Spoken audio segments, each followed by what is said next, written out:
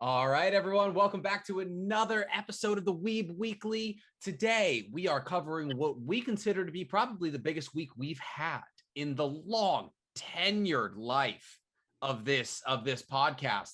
I mean, could we have been more blessed? Per usual, I am blessed out of Texas, the newly rebranded TropicalJoe. How we doing, my guy? Yes, sir. Very excited to talk about a lot of fun stuff that happened in the pop culture zeitgeist. And then we got, coming out the East Coast, Mizu. What's going on, my guy? Everything is cool. What's up, everyone? Yeah. Everything is cool. I mean, until we get into, the cool character from I guess what's gonna be Jose's favorite movie of the year. But before never mind.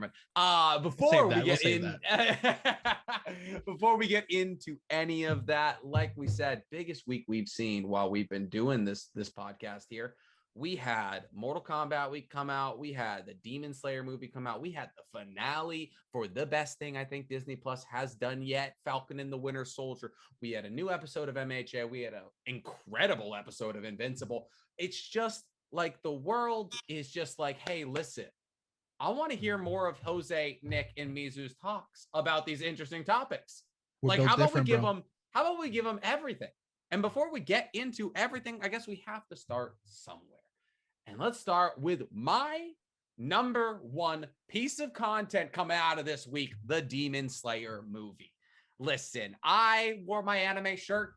I didn't wear my headband because I was like, I don't want to be that guy, but I didn't see a lot of people cosplaying, made me a little upset. Didn't see any Nezuko's, any Tanjiros in my movie theater.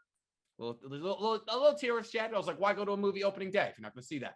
But that was incredible. At least I thought so. I have heard some conflicting results, some conflicting opinions. Jose, what'd you think? Just in my case, I did see cosplay for both Mortal Kombat and Demon Slayer. It was amazing. I live in the Bay Area. You figured like we have Comic-Con, we have all that. Like I figured I would get something. Nope. Bro, I'll save my opinions on Mortal Kombat for later, but I saw the entire roster.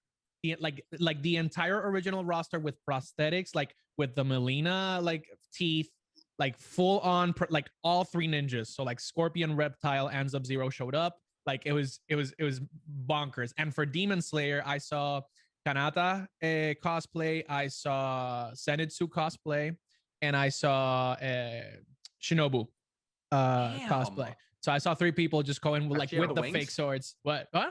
She had the Shinobu wings. She had the rapier, the fake rapier, but she didn't have the wings. She had the robe and the rapier, but nothing like that. Yep, exactly. Yep. I absolutely love the Demon Slayer movie. Just like in first impressions, probably the best animated feature that I've seen since Spirited Away. In terms of in terms of style and impact in terms of the visuals. I know that story is very different and like some stories have more weight, but in terms of like what I saw on the screen, like I cried twice. I'm really invested in this story. So like I might be a little bit biased, but I loved it. I would give it like a 9.5 out of 10. There were some areas that were like a little bit slow in terms of pacing, but I would give it like a 9.5 out of 10. Mizu, let me know.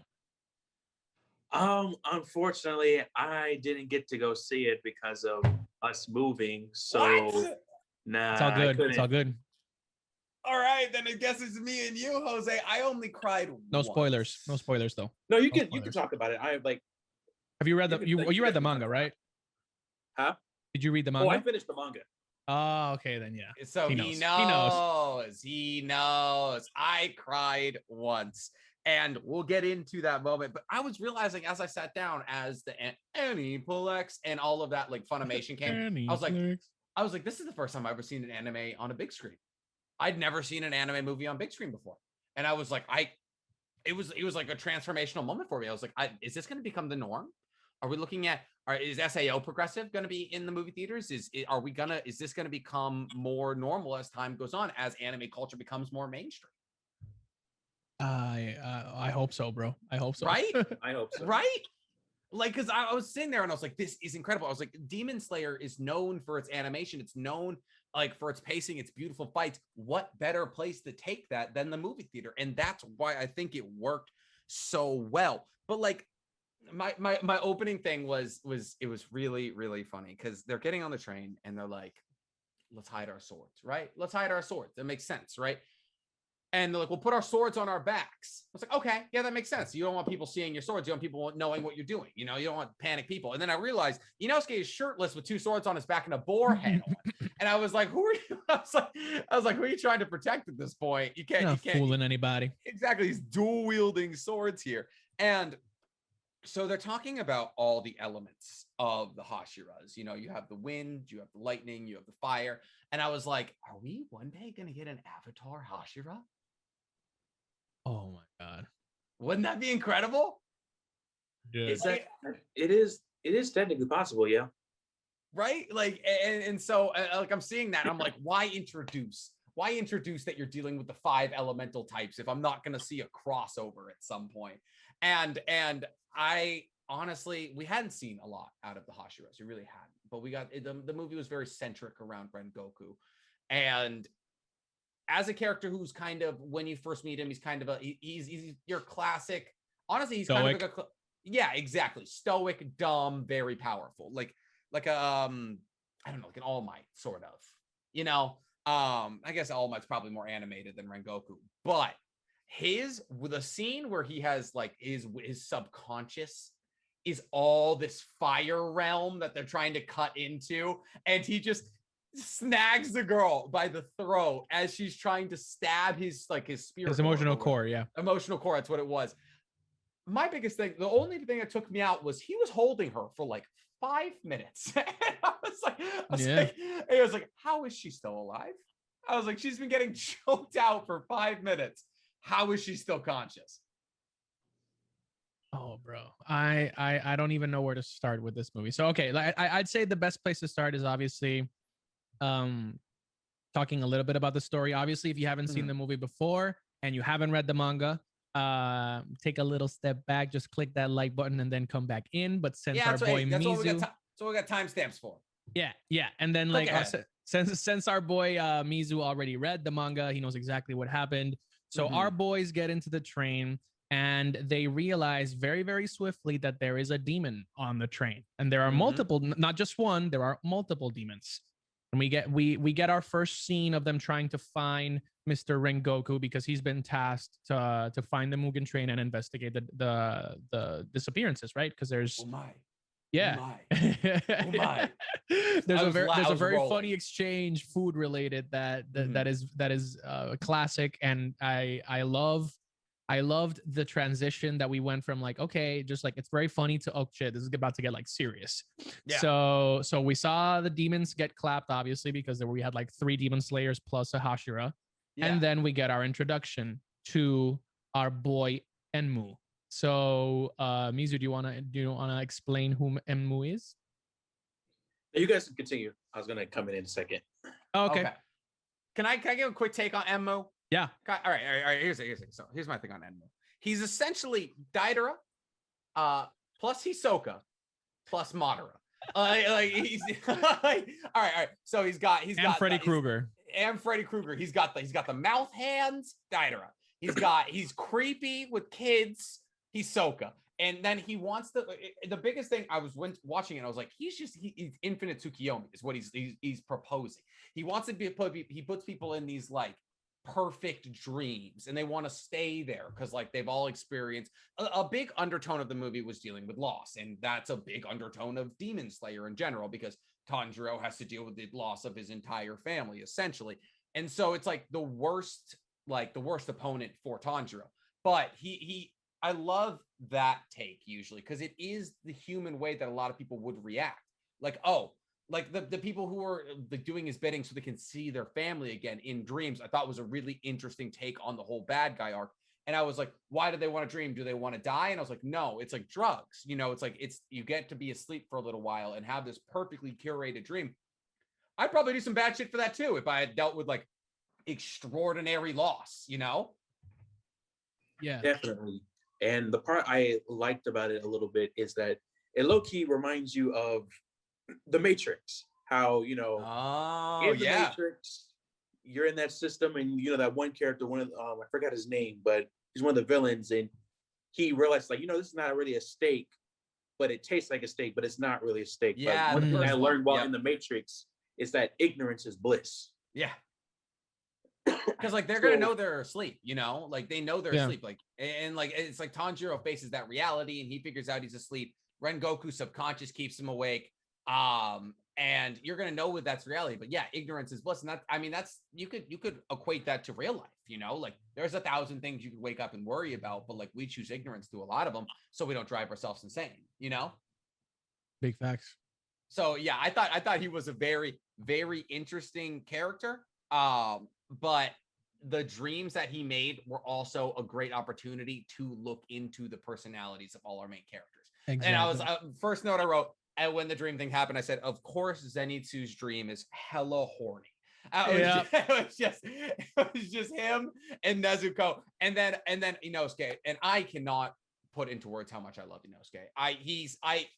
You can love Tanjiro, you can love Zenitsu, you can say Zenitsu's relatable. Inosuke is fucking hilarious. And the fact that him and Kirito have the same English voice actor makes my heart and smile. Eren. Really? Yeah. He's the voice of Eren. Eren Yeager. Yeah. Holy shit, you're right. Yeah. That makes sense. Yeah. Yeah, he is. Wow. That guy has an impressive resume under his belt. But he did an interview with the guy from Smosh. From Daniel, I think his name is Daniel Padilla, or I forgot his first name, but yeah, he did an interview with like some of the most iconic dub anime voice actors ever, including the girl that does Pokemon, and then he does Inosuke and Eren. So he's like, yep, that's me. But I saw Inosuke's subconscious, and I was like, relatable. Big facts. I was like incredibly relatable. Like it's just like an endless like maze of tunnels that you can get into. Oh my god, it was so amazing. And then you get basically a great portion of very necessary storytelling in which they explain what the breathing forms are. So yeah, before all the fighting like goes like super intense, they explain that there's basically 5 main forms and everything else diverges from it, right? Because Tanjiro, besides like wanting to fulfill his duty, he also wants to connect and grow his demon slayer forms based on what his father can do, which is the Hanada dance, or I forgot what the name is. I think that's roughly it. The fire dance. Yeah, the fire dance, which is basically, as we learn, it's a form diversion of a fire, the fire style of being a demon slayer. So, Tanjiro basically wants to merge water and fire, which is a great topic in together, like in general. Hashira Avatar. Listen, guys, I was right about Sharon. Am I gonna be right about the Hashira Avatar? Maybe. I don't know. We don't know. But basically, there's five forms, right? And everything else diverges from that. We get a lot of context in terms of explaining why Tanjiro wants to learn this new form. It's basically just that connection and basically keep interconnecting his personal journey with his past, with his family. And then shit just hits the fan in the best way possible, because Enmu has our big reveal of the movie. The problem is not the people on the train, it is the train that is the problem. My note is, so we got demon trains now, question mark. I was like, he's like, I've already so basically essentially they find him, he's in the conductor's seat, they decapitate him. And it's that very classic Demon Slayer thing. They've done it before where it's like, haha, wrong head, and so except now it's not just the wrong head. It's like I've integrated myself into the entire train, which, if we're being honest, kind of opens Pandora's box. If we're being real, like, remember the movie Monster House? Yeah, like now we could have Monster House. Why isn't there demons? Like, I guess technically with the one who could like drum, you could say that he had the built, house. He had built that house and he had built himself into it. So like you could say like we have people like, I don't want to say they've put their chakra into it, but essentially they have. So now, yes, we have a demon train, and that is the one section of the movie that caught me up a little bit. one, it was a really heavy reliance on CGI, like tentacles, essentially. Yeah. And it was cool watching Zenitsu be like asleep and like go through the entire train. Rengoku being like, I'm gonna take the back 5 cars, you guys take the front 3. Dope. But like, and then obviously you have Rengoku like seeing Nezuko fighting for them, like stopping people, and he's like, okay, she's good. But it was just, I'm not the biggest fan of CGI, and I thought it was kind of I don't know. I thought it was kind of like a played out way to do an anime bad guy, if you know what I'm saying. Like it's something that we've seen seen before. It's like, oh, big guy becomes big globby mess, you know? I totally agree with that. I just don't know, like, how accurate would you say what we've been saying is to the depiction on the manga, Mizu? Honestly, besides the tentacle part a little bit, it's pretty much accurate. Gotta bust the tentacles out for the big screen. Say it again. Gotta bust the tentacles out for the big screen. Come on. Yeah, that part is a little bit different, but besides that, like, it's pretty much on the nose. Even I even heard that there's a scene where Tanjiro and Yosuke did not know what a train was, and Zenitsu was just like, "Oh, like this is a train," and then Inosuke's just like, "No, that's just some weird big metal monster thing," and Tanjiro is being the nice guy, like, "Look, maybe we should honor it. We should respect this metal beast." Yeah, Inosuke calls it the Lord of the Land, and he tries to race it and he tries to fight it, and then the end, it like the train like comes off the rails, and Inosuke's like, "I beat it." It's I love him so much. I love him so much. He's so dumb. And so like, yes, I love that he got more screen time, but I really think the winner of this entire movie was Rengoku. Easy money. Seeing a Hashira go full out is like the first time because I headband, everything gets equated back to Naruto. It's like watching Kakashi go out for the first time against Zabuza. Like, it's like, oh, so like this is what power looks like. It's like watching the third fight Orochimaru. You're like, this is what the scaling is.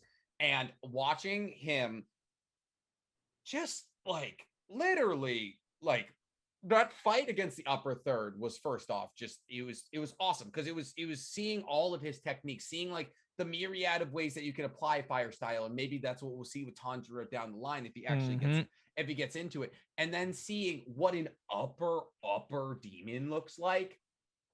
They were out, like no one outside of Rengoku there had a chance. Not a chance, bro. No. As soon as the anime gets back up, you can definitely see the difference in power that the upper moons have.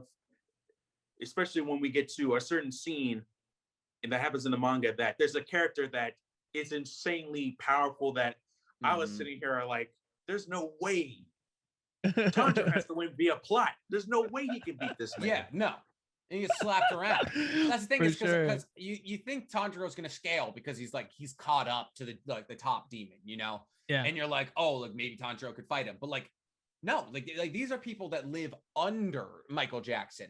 And they're like they are obviously weaker than him, because he can have a chest like a fit. You're just understanding Michael Jackson now. I get it. You're seeing it now, aren't you? You're seeing it now. It's very accurate. And so, like he's stronger than all of the upper moons, and yet like I don't know. Like obviously we have like the rest of the Hashiras, and like, are they going to team up and try and take out the rest of the upper thirds? Because like the way that everyone talked about Rengoku made it seem like he was one of the stronger Hashiras, and we saw his will was indomitable. I mean, he was slicing a dude who was literally like, he would lose an arm and then it would just pop back up. Full on Piccolo, bro. Full on Piccolo. Oh, even Piccolo takes a while though, you know? Like Piccolo, like it's like a little ball and just has to pop back out. Like he was like SpongeBob, bro. He was like eating his own arms. And my biggest note was, you could have thrown out the whole first hour and 20 minutes of that movie and just given me the last 40 minutes, and I would have been happy. Because my biggest note was, we haven't had that big cinematic battle. Like seeing Tanjiro do the sword onto his neck, like against Inome. I forgot his name. I'll look it up. Deidara, Hisoka, and Madara combo. Yeah. So seeing him have the willpower to kill himself, what was over like a dozen Oh, times. against Enmu. Enmu, Yeah. yes, Enmu was incredible. Like that was really, really cool. And then having Inosuke, he's like, they don't know where to look. Which was also very funny because he wears a boar head on his face. But like that was cool, but it wasn't like very cinematic, you know? And then I was like, that ended and the train derailed, and I was like, we still have some time here. What's gonna go on? And the whole upper moon kind of showing up was kind of just tossed in there. Like it was just like there's one more. It was like the boss has a second form, you know, except it was technically the boss's third form. So that felt kind of like just spritzed in there, but the animation was gorgeous. The power, like I thought Rengoku's gonna win, and I was like, no way he wins. And then I was like, all right, they're not gonna kill him though. Like there's gonna be a retreat. And then we got Orochimaru versus Hiruzen done right. Arm being held. And guess what? Like, you're not going anywhere. Like, I'm holding on to you with this arm. And like Rengoku literally flexed his abs with a fist through his stomach and held the dude there. You know what kind of core strength you need to flex what's left of an ab that's been punched out your back? Like, that was incredible. And now Tanjiro loses another sword. Yeah. So very true.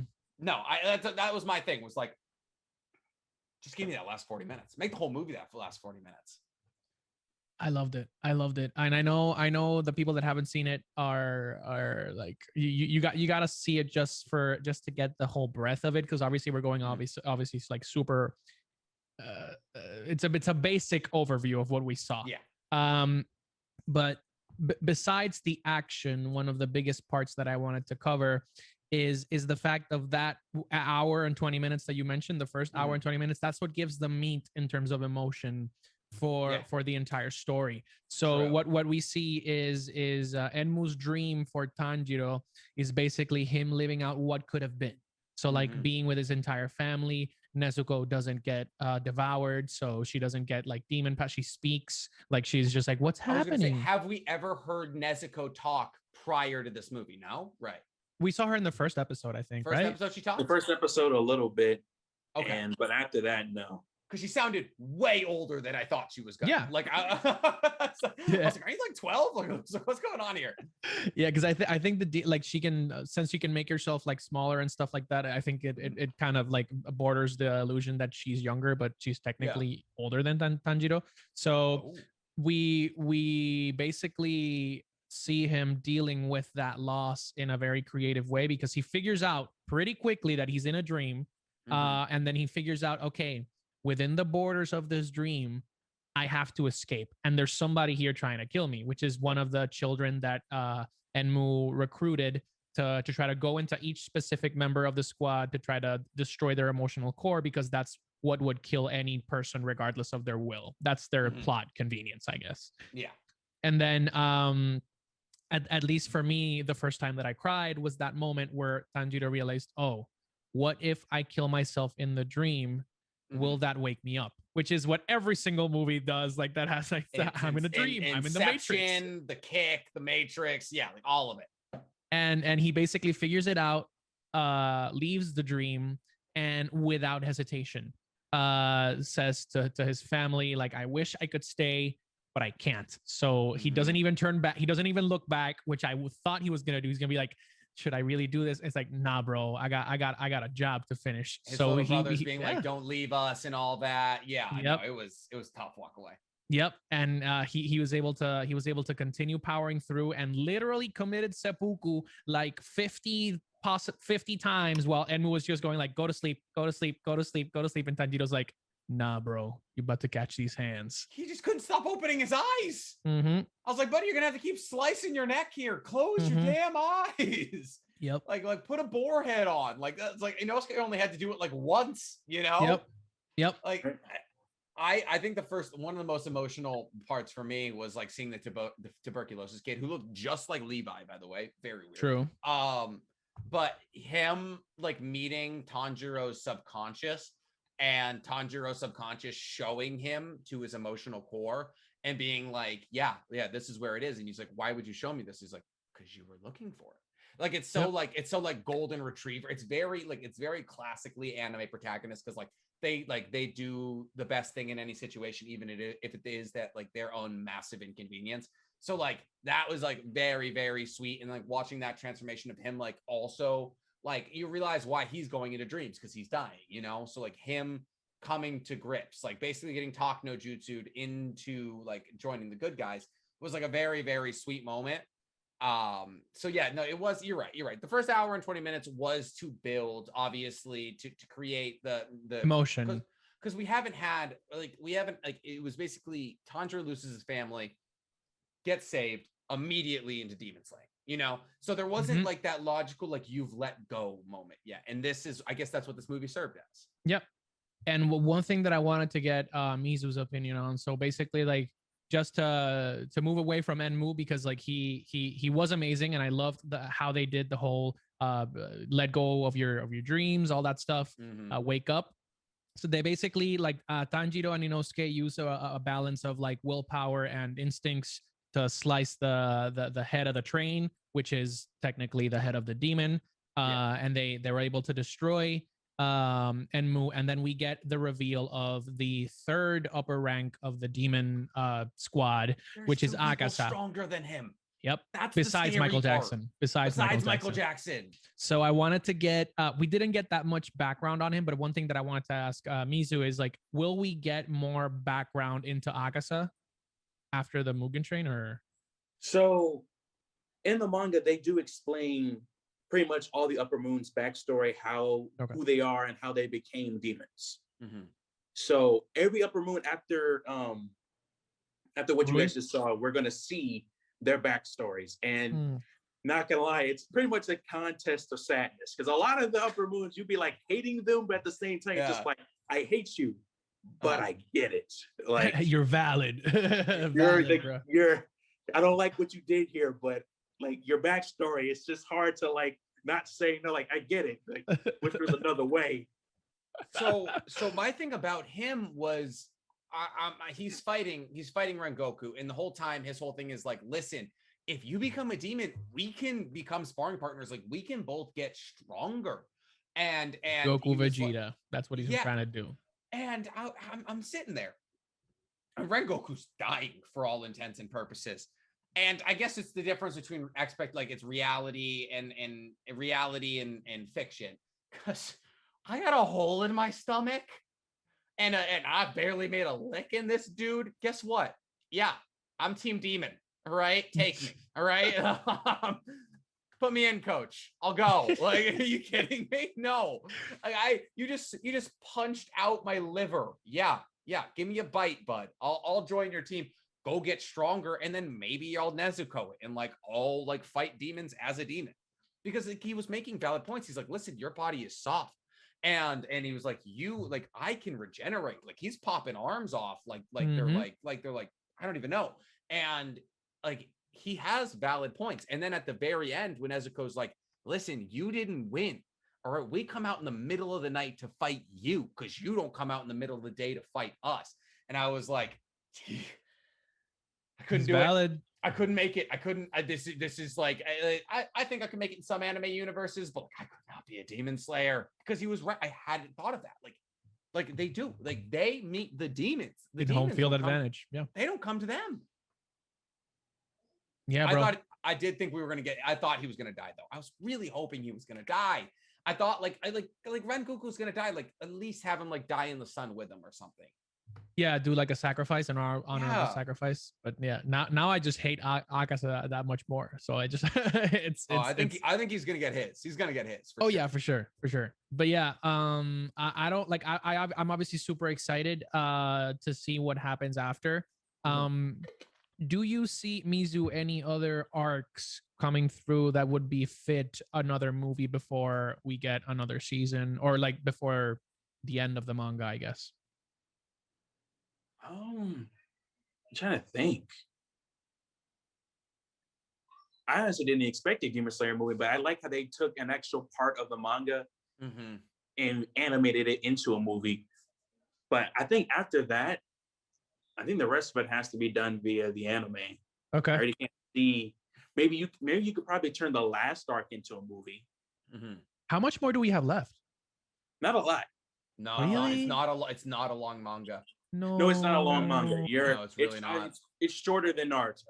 Oh, I mean, so are most things. Outside of One Piece. It's shorter than Naruto. It's shorter than it's not too short, but it's not long either. I'd say it's like almost the same length as Attack on Titan. Yeah, it's gonna be like, yeah, well, I guess Attack on Titan didn't have a canon movie, so it's probably gonna be closer to like 50, 60 episodes. Yeah, so plus, yeah, you can like say on that. top of the 23 that have already been like 50, 60 total. I would say roughly at probably max, like 2 more roughly seasons. around 100 episodes. No more than 100 episodes more. Yeah, depending on how much they drag it out, but I can't see it capping. I see the cap off at 150. Do you see the success of this movie, like promoting other people to make canon movies that act as like, I don't want to call it a filler because it's probably just as hard to animate a movie as it is an entire season of anime, but it's a very non-traditional approach to getting your content out. Like yes, like it's about 2 hours, so it could have been 9, 10 episodes, and so like it's technically too short of an arc to be a movie. But like, do you see, like, because this movie's gonna make a lot of money? If we're like, the hype has been real, it's the only movie in theaters right now outside of Mortal Kombat. Like, this movie's gonna make a ton of money. Do you see, like, I don't know, like Black Clover or Boruto being like, instead of giving you guys, I don't know, 12 episodes for part 1 of a season, we're actually just going to give you a movie? And would you guys prefer that in the future? Because essentially sitting down in a movie and watching a 2-hour movie that's canon is essentially just an anime binge. That is very true. I'm not sure if any of the like most recent ones have the potential to do that, but from what I've heard, the Shibuya arc for JJK is gonna be mental. So I don't know if they want to do like a movie for that or if they're gonna just do it anime.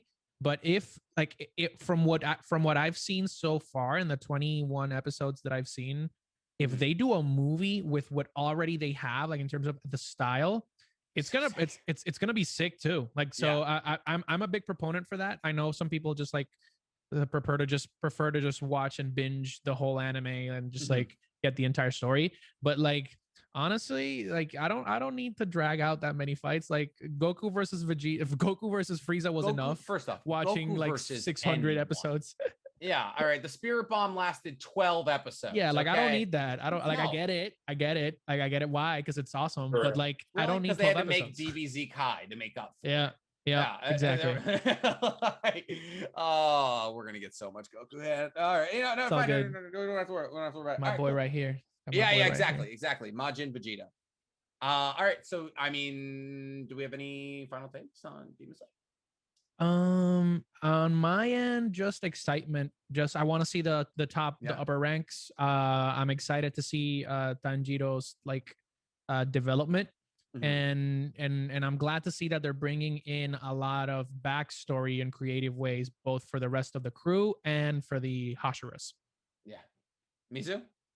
Definitely. I am happy that I was actually genuinely surprised that they took a canon part of Demon Slayer and turned it into a movie. Because usually most anime films are filler things that don't really correlate. They're just for fun or entertainment. And I thought that was pretty cool. And for sure, I definitely want to see the Upper Moons animated, because these guys are no joke. Yeah. None of them, all of them, every last one of them is problematic. Yeah. Problematic and sad. That's a dangerous combo for 2021. Especially I don't know his name at the moment, but especially the moon right under Eugen. That man is I can't wait to see him animated. I'm very excited for it. Like, we got like the shadows, the shadows looked really cool.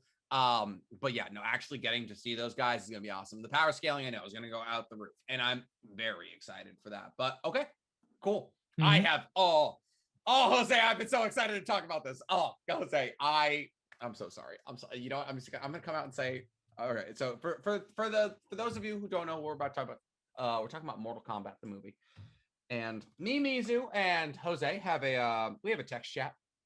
And I told them, I was like, just finishing my movies, just finishing, Demon Slayer. I saw Demon Slayer, then I saw Mortal Kombat.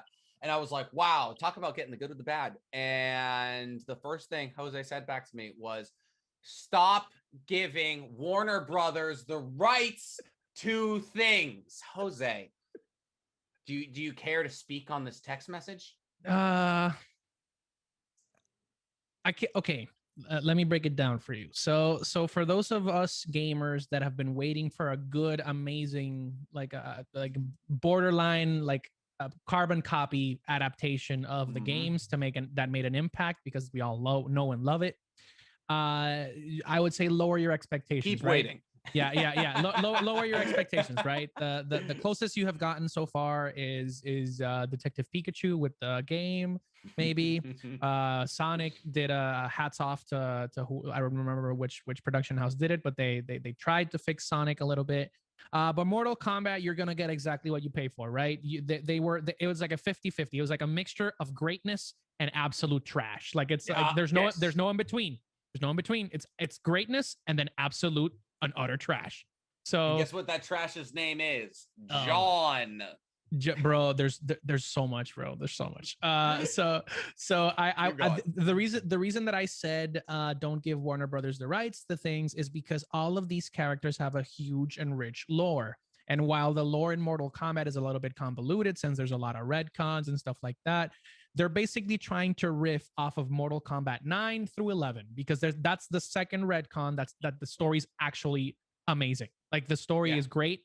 The way that they turn back time, and Raiden is a pivotal part of the story, which Raiden sucked in the movie. Yeah. First of all, his eyes were weird. Bro, it's not the eyes. It's so much. Yeah, I would just say if you're gonna do it right, man. And so first of all, I'm gonna get your I'm gonna give you guys a little bit of time to talk about your first thoughts. Oh no, baby, this section's all you. No, the big thing for me is that like you showed greatness. Like the first 7 minutes of this movie are perfect. Incredible. Like are almost perfect. Yeah. Like if you're expecting the backstory for Scorpion and Bihan and their animosity towards each other to be explained, it's probably a 9 out of 10. The only issue is that they don't explain what the Lin Kuei and the Shirai Ryu are. Yeah. They don't explain the backstory, which is the where the point falls off. But like the actual intense hatred, you feel it across the screen for the first 7 minutes. The action is amazing. There's actual fatalities like inside like a 7-minute time span with no cheese, just straight up Japanese feudal Japan samurai vengeance in 7 minutes. And I was like, just an Edo style movie. I was like, yo, this is about to be lit. Yep. It kind of went downhill after that, but I immediately, the two big takeaways that I got from that part is, one, Scorpion has a sadder story than most people give it credit for. Yeah. So he has a sadder story than most people give it credit for. And we all know Bihan is an asshole, but he is a monster. He is a menace to be reckoned with. Yeah. I loved the actors that played both Scorpion and Bihan. And they both did really good jobs. Yeah. And before we get into like the nitty-gritty, just give me your first thoughts, because I want to hear what you guys have to say first. Mizu, I've heard my own voice a lot today. How about we hear from you, my guy? So I'm not gonna lie, I just finished it like 2 hours ago. Oh, so we got fresh thoughts here in my mind right now. And as Jose said, it was a mixture of greatness and, of course, nostalgia. But at the same time, there was a lot of stuff that just didn't make sense to me. Literally none at all.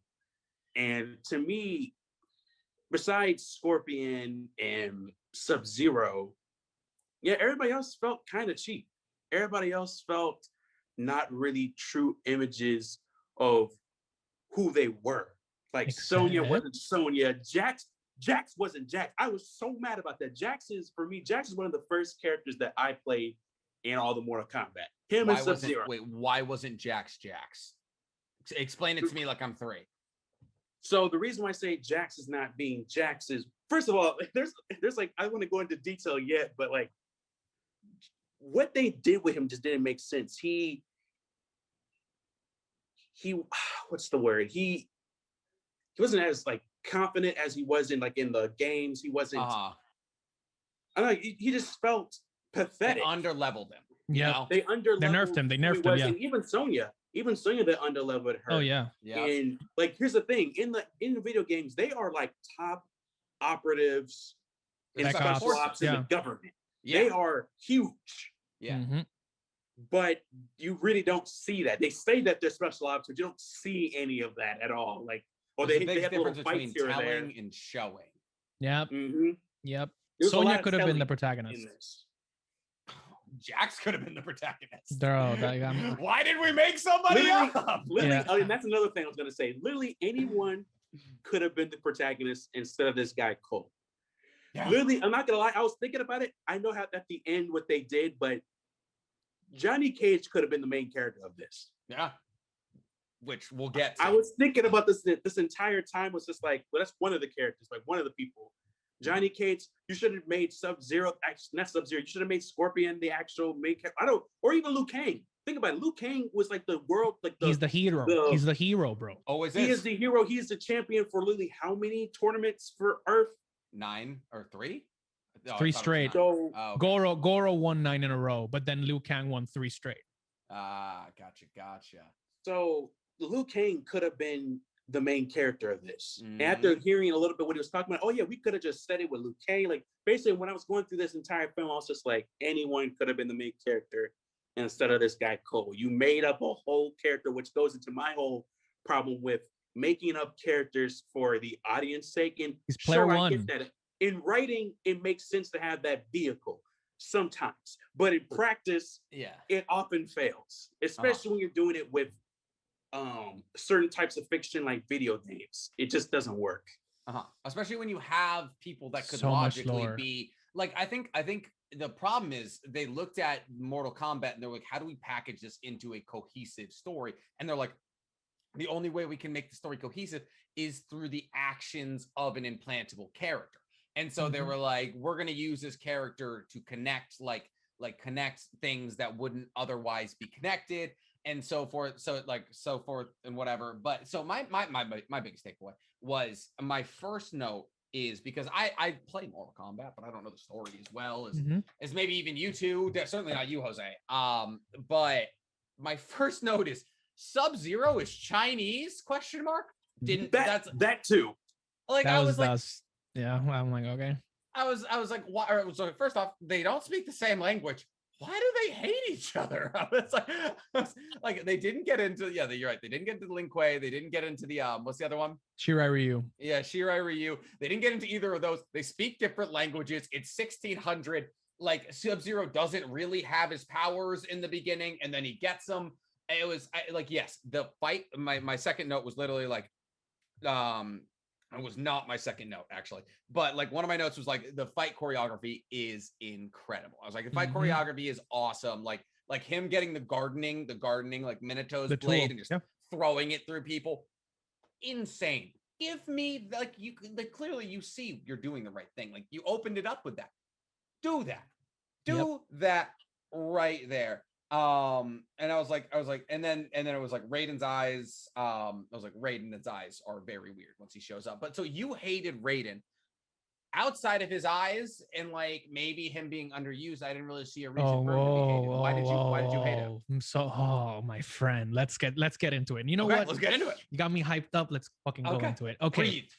The first thing, Warner Brothers, is you have over 20 years of lore, right? Mm-hmm. Raiden is the protector of Earth, right? Raiden restarts the continuity in Mortal Kombat twice. And you literally made him a plot device. So for those of you that have seen the movie, bro, he can teleport and banish anyone to any realm in any space and time. Why the fuck are we having characters die in the first movie if you can teleport anybody anywhere? Yeah. Why is that even a thing? He teleported Shang Tsung, which is the main baddie of the film, in with zero difficulty. He's like, shut up. you talk too much. And I'm like, you could have done that an hour and a half ago. Yeah, for real. Oh, and that's another thing with Raiden. They also just made him off to be an ass. Like he was complete. Like when and I it's was not the looking at actor's him, fault. It's not the actor's fault. I'm it is gonna not the explain actor. why. I'm This gonna has explain why. nothing to do with the actor. It's just like the writing for him just didn't make sense. He just seemed like he was an asshole the entire time. He was being kind of a prick. Can I explain why? I'm gonna come out and say the writing wasn't great. I'll explain why. I'll explain why. I'll explain why. So Yeah. that's something that I found off of doing research and actually taking a look at what the hell happened here, because it seemed like you had a great opportunity, an amazing opportunity to like make this into a valid, viable franchise, like for all gamers. The issue is literally, like not figuratively, literally the writing. You know why? Because the two writers, one of them, this is his first writing credit. Oh, and the second writer is the writer of Wonder Woman 1984, which literally served zero continuity help right there. That is why the movie sucked. It has a name and it has a last name. You can check them both in IMDb. They sucked. Bro, think about it this way, bro. You had, in my opinion, perfect castings for this movie. Yeah, everyone looked great. Kano is the highlight of the movie.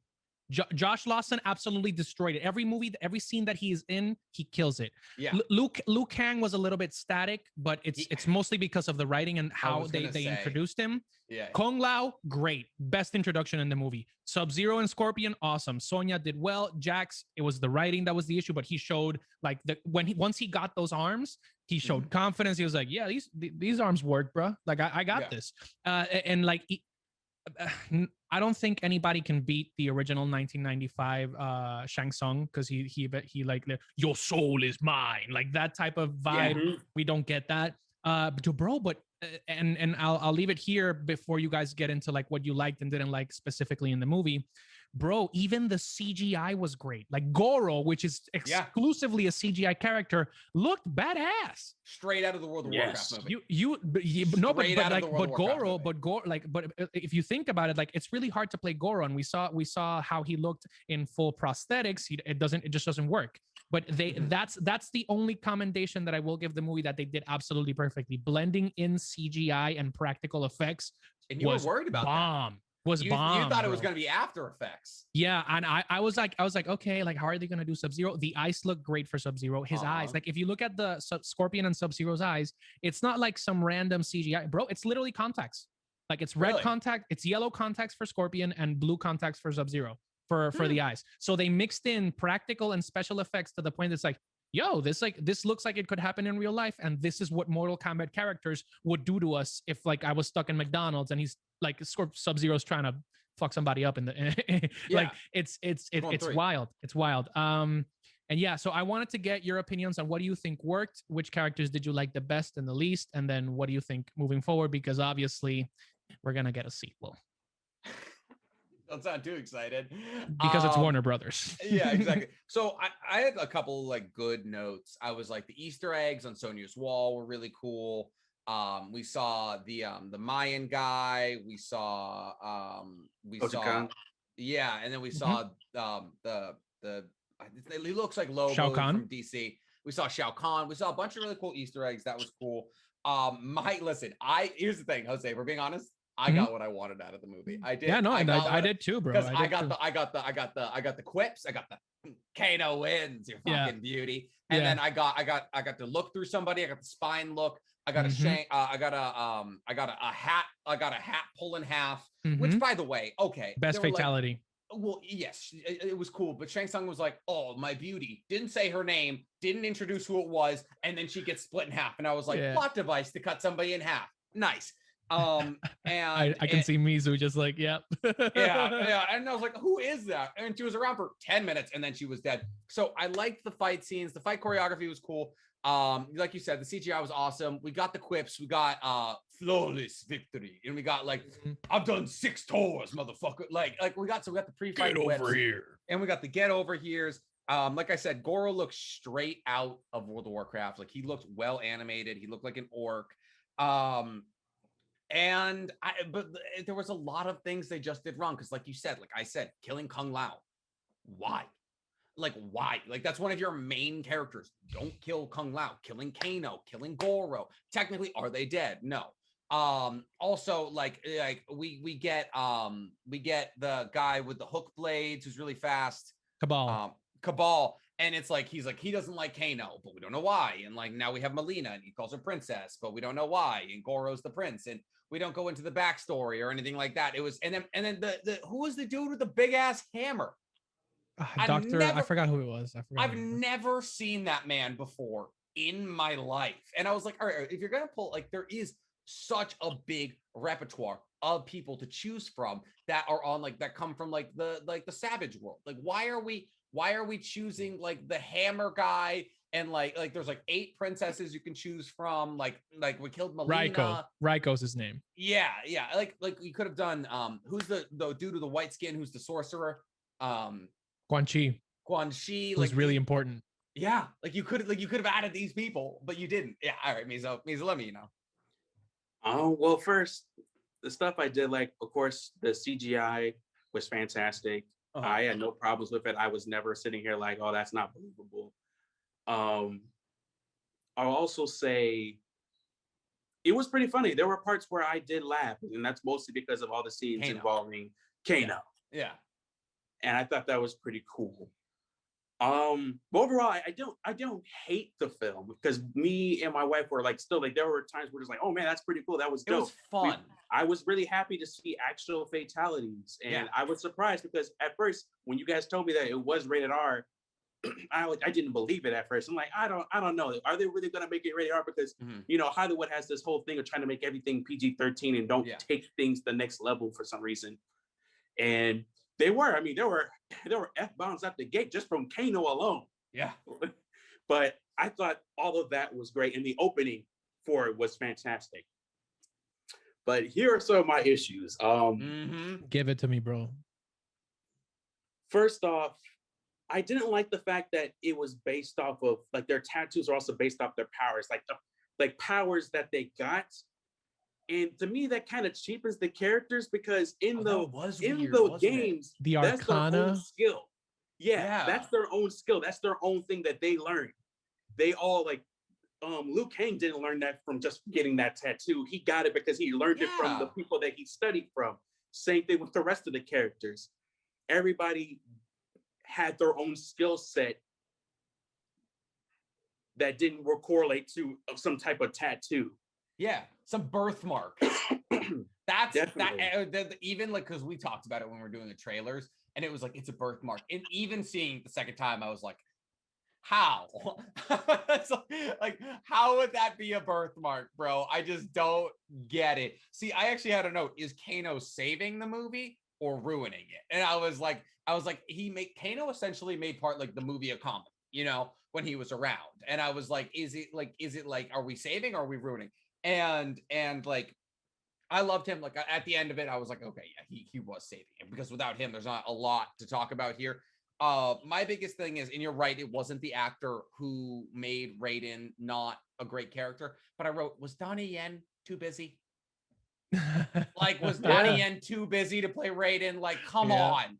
That would have been perfect. That would have been dope. And if you want someone who can literally kick ass, Ip Man, bro, get Ip Man.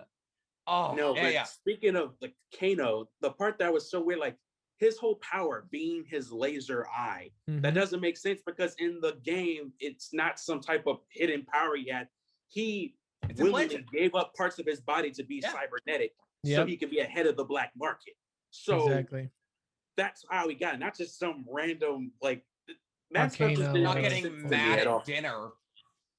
Like, oh my god. Like, no, but here's the thing. At dinner. No, okay, here's another thing. So with Jax, so okay, cool. I'm happy that we saw how Jax lost his arms, because, you know, they change it sometimes. Every different game, they change how Jax loses his arms, and which was cool. But first of all, how does a temple located in the middle of nowhere with just monks have access to technology? Cybernetic arms. They didn't have flashlights. And then on top of that, when he unlocked his power, I thought it was okay. his power is strength. I thought it was gonna be like his general power is strength. No, it still came from his arms, and out of nowhere, Technomancer manifested robotic parts. Now that we're talking about it, I feel like I like the movie less and less. Dude, it was fun, but no, we're getting into it, and I'm like, oh, was it fun? No, but here's the last thing that I think actually is kind of problematic. So what you said earlier about making Sub-Zero Chinese. Yeah. So What why was is that? Sub-Zero Chinese? And first off, I hope you guys like little history thing.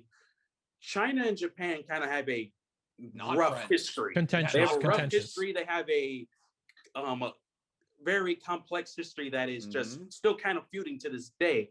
And now you made Scorpion Japanese, you made Sub-Zero Chinese. Sub-Zero is the villain, which was another thing I was going to talk about. He's the villain. You see Sub-Zero defeat, you see Scorpion defeat Sub-Zero with the help of his American son. So on top of that, with his American son, that just looks really bad. And then with that would be with Sub-Zero.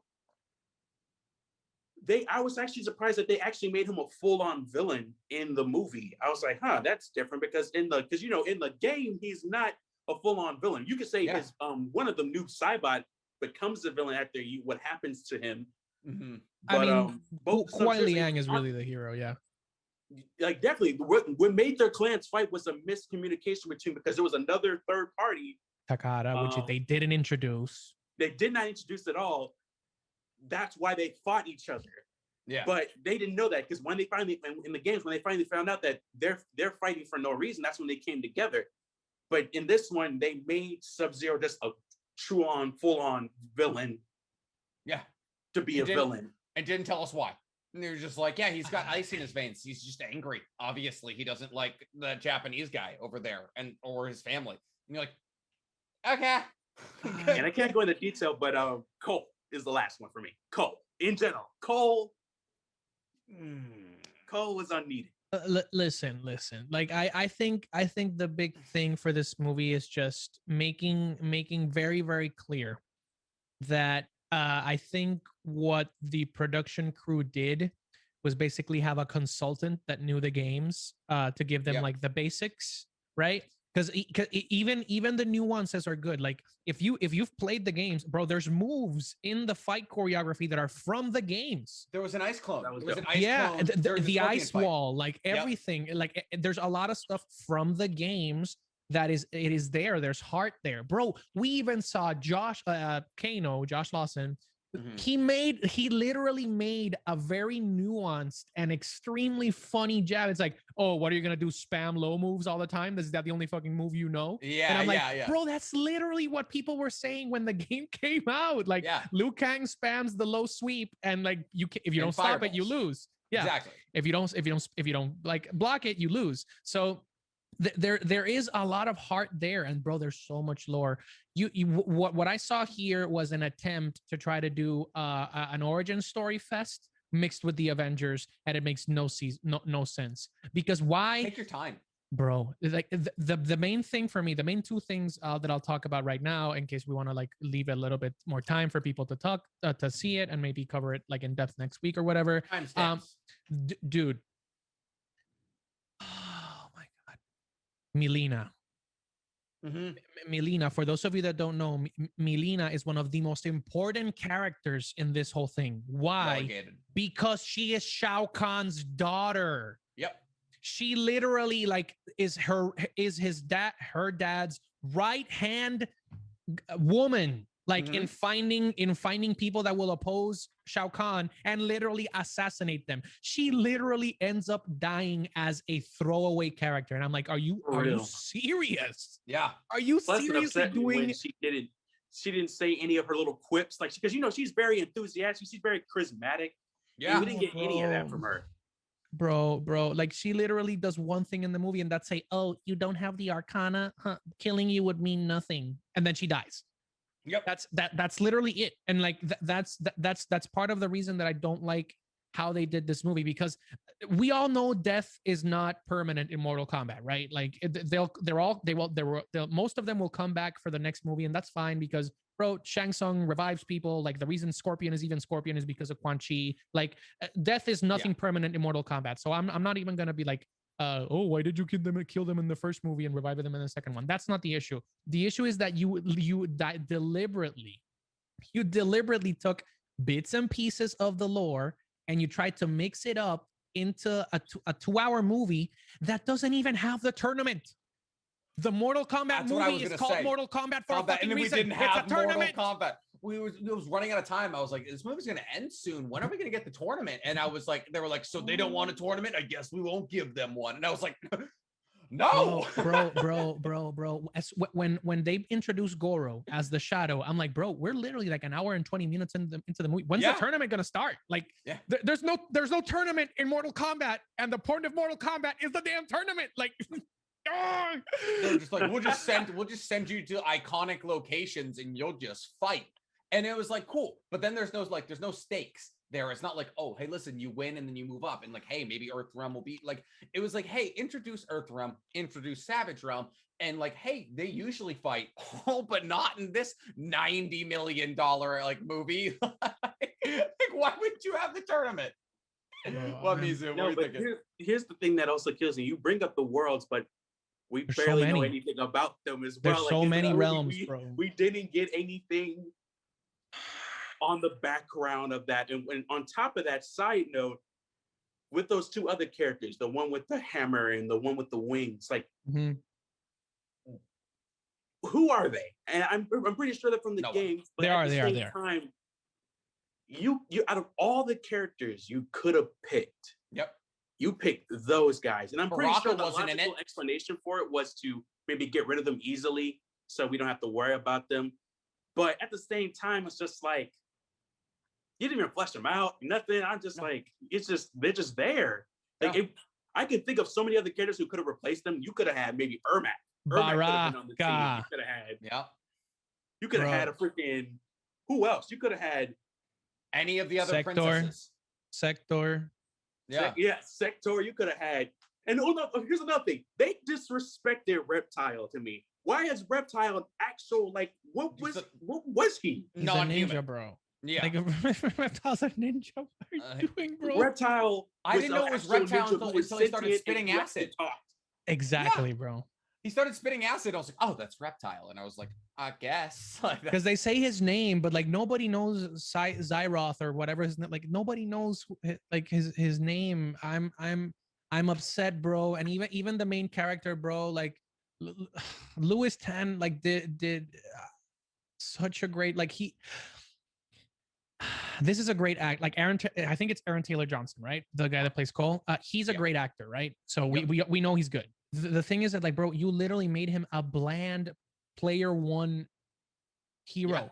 Like I was even okay. I was okay with you saying he's Hanzo's descendant. Like I'm fine. Bro, at this point, fuck it. We're no spoiler warning is gone, bro. Like he is Scorpion's heir essentially, right?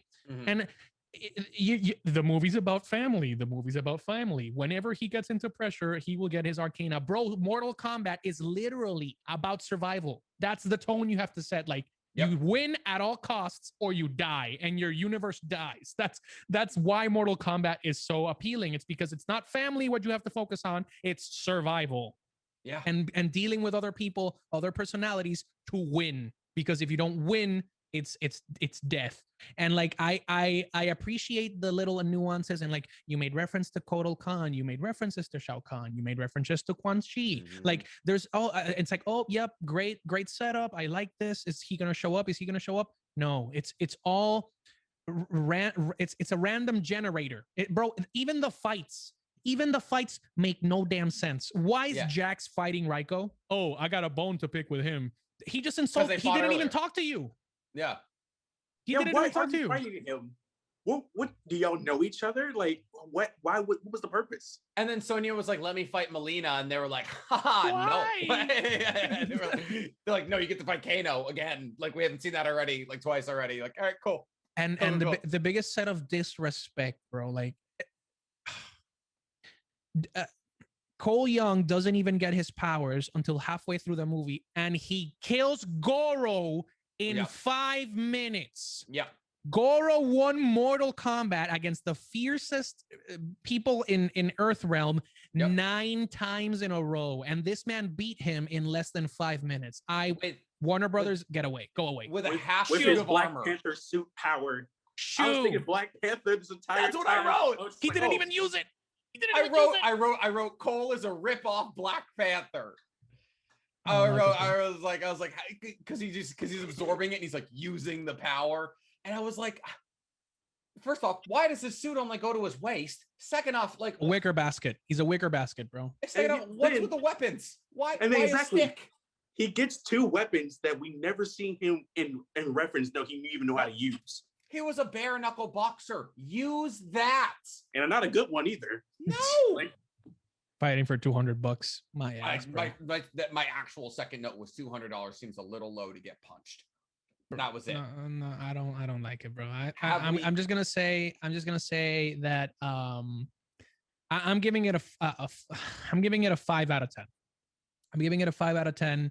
I appreciate whoever did the production design, whoever did the costume design. Even the costumes were good. Like, you don't have to go all out. It doesn't have to look exactly like the game. Sub-Zero's suit looked kind of clunky, but it was good. Like, it looks good. It was dope. Yeah, because it references Noob Saibot. It references like the people that worked in this movie showed love and showed admiration for the franchise because it showed.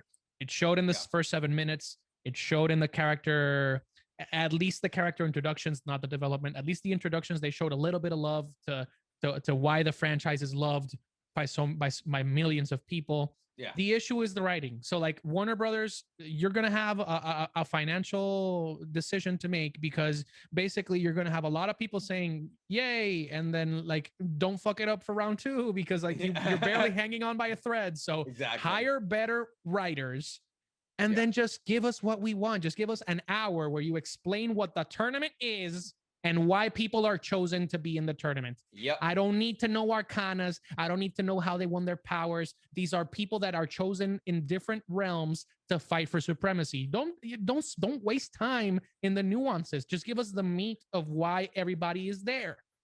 Yeah. And then don't make Raiden a bitch. That's it. Imagine seeing Wonder Woman 1984 and being like, get me her, get me the person who wrote that script. Like, oh God, that was the other biggest disappointment of the year. Like, what are we doing? All right. Have we vented our emotions? Is our safe space circle over? Bring Kano back, because if not, you're gonna have a flop. You're gonna have a flop if you don't bring Kano back. Otherwise, you have without Kano, it's a 3. Mizu, any last thoughts? It had such good potential. Yeah. It could have been fantastic. Like you said, like all this stuff was there. They just written it very bad. It just wasn't written very well at all. Mm-hmm. But I'll give it I also give it like a solid 5 out of 10. But I might give it a 6 out of 10 because of nostalgia and some of the parts that they did pretty good. But overall, it could have been better. Okay. Yeah, I'm the same way. I like a 5.5. I'll split the difference. All right, guys. How about we talk about something that wasn't a 5 out of 5 this week? Let's get in. We're all okay. We're all okay. We're gonna make it through. Yep. We got Falcon and the Winter Soldier finale, which was incredible. I almost forgot to watch it because I was watching so many other things. Guys, but before we get started, I just want to say, Jose and we're just gonna do a quick golf clap to Nick, because thank you. He was right. Thank you. Guess who saw it coming? April 10th is when I called it. Sharon is the power broker. However, I will say that I should also get a clap as well, because I was right about for being a man. John Walker and about that whole part coming. Because remember when we talked about the last episode that we talked about how we thought that maybe the Flag Smashers would stick around or both or either. I said I was exactly wrong. I said I thought Flag Smashers would help fight John. Exactly wrong. So yes, the golf clap goes 2 ways today. Yes, very, very good episode. We saw the new suit, and it's not vibranium. So why go to Wakanda? Are the wings vibranium? I think the wings are probably vibranium. I don't know. Maybe so. I don't know.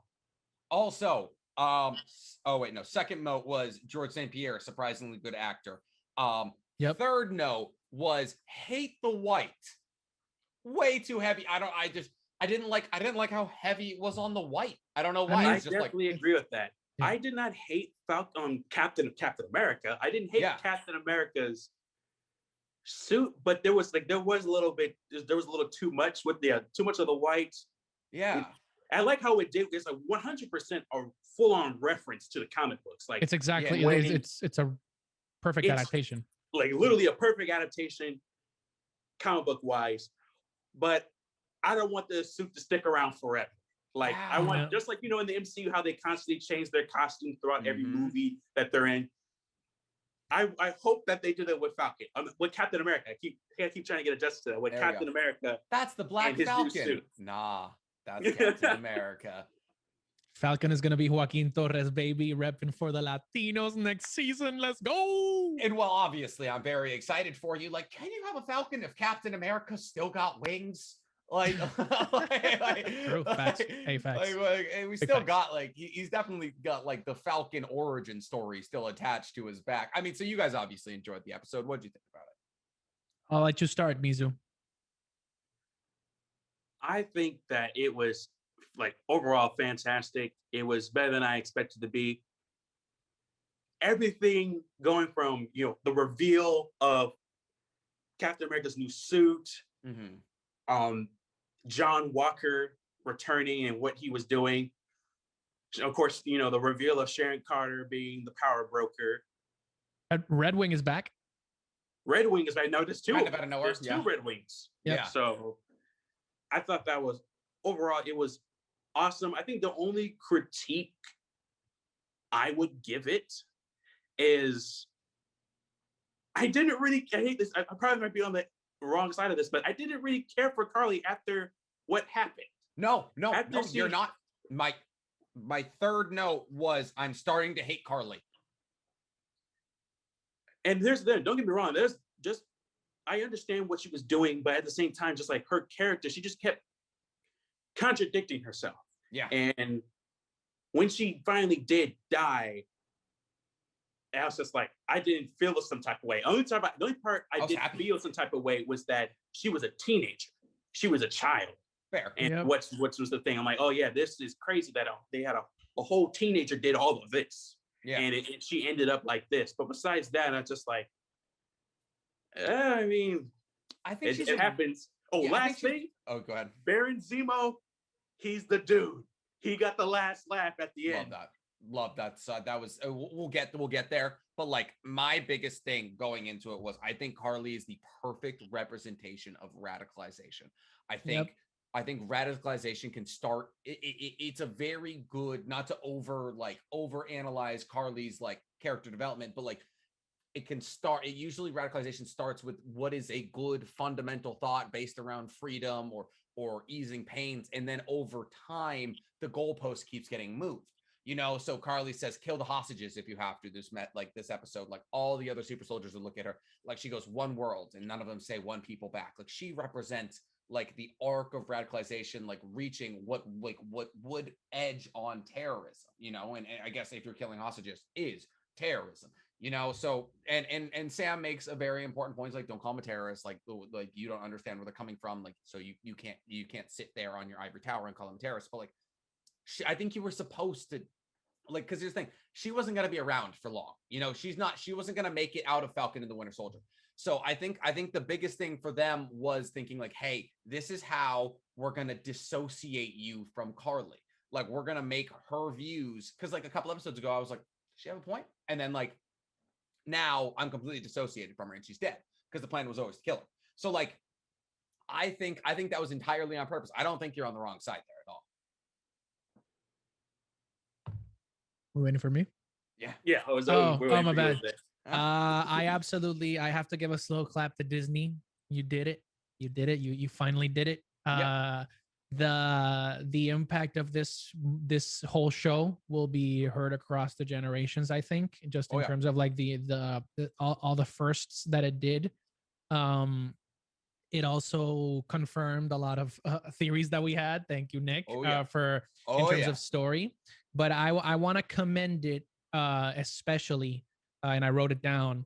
The 5 main themes, right, that came into the show, which is propaganda, right, using symbolism to drive people, which is what the Captain America symbol is. Like, who's it gonna be? Like, who's gonna wield the shield? Social commentary, which included racial profiling, racism, military-industrial complex, patriotism, all that stuff. Trauma. Yep, big time. Trauma.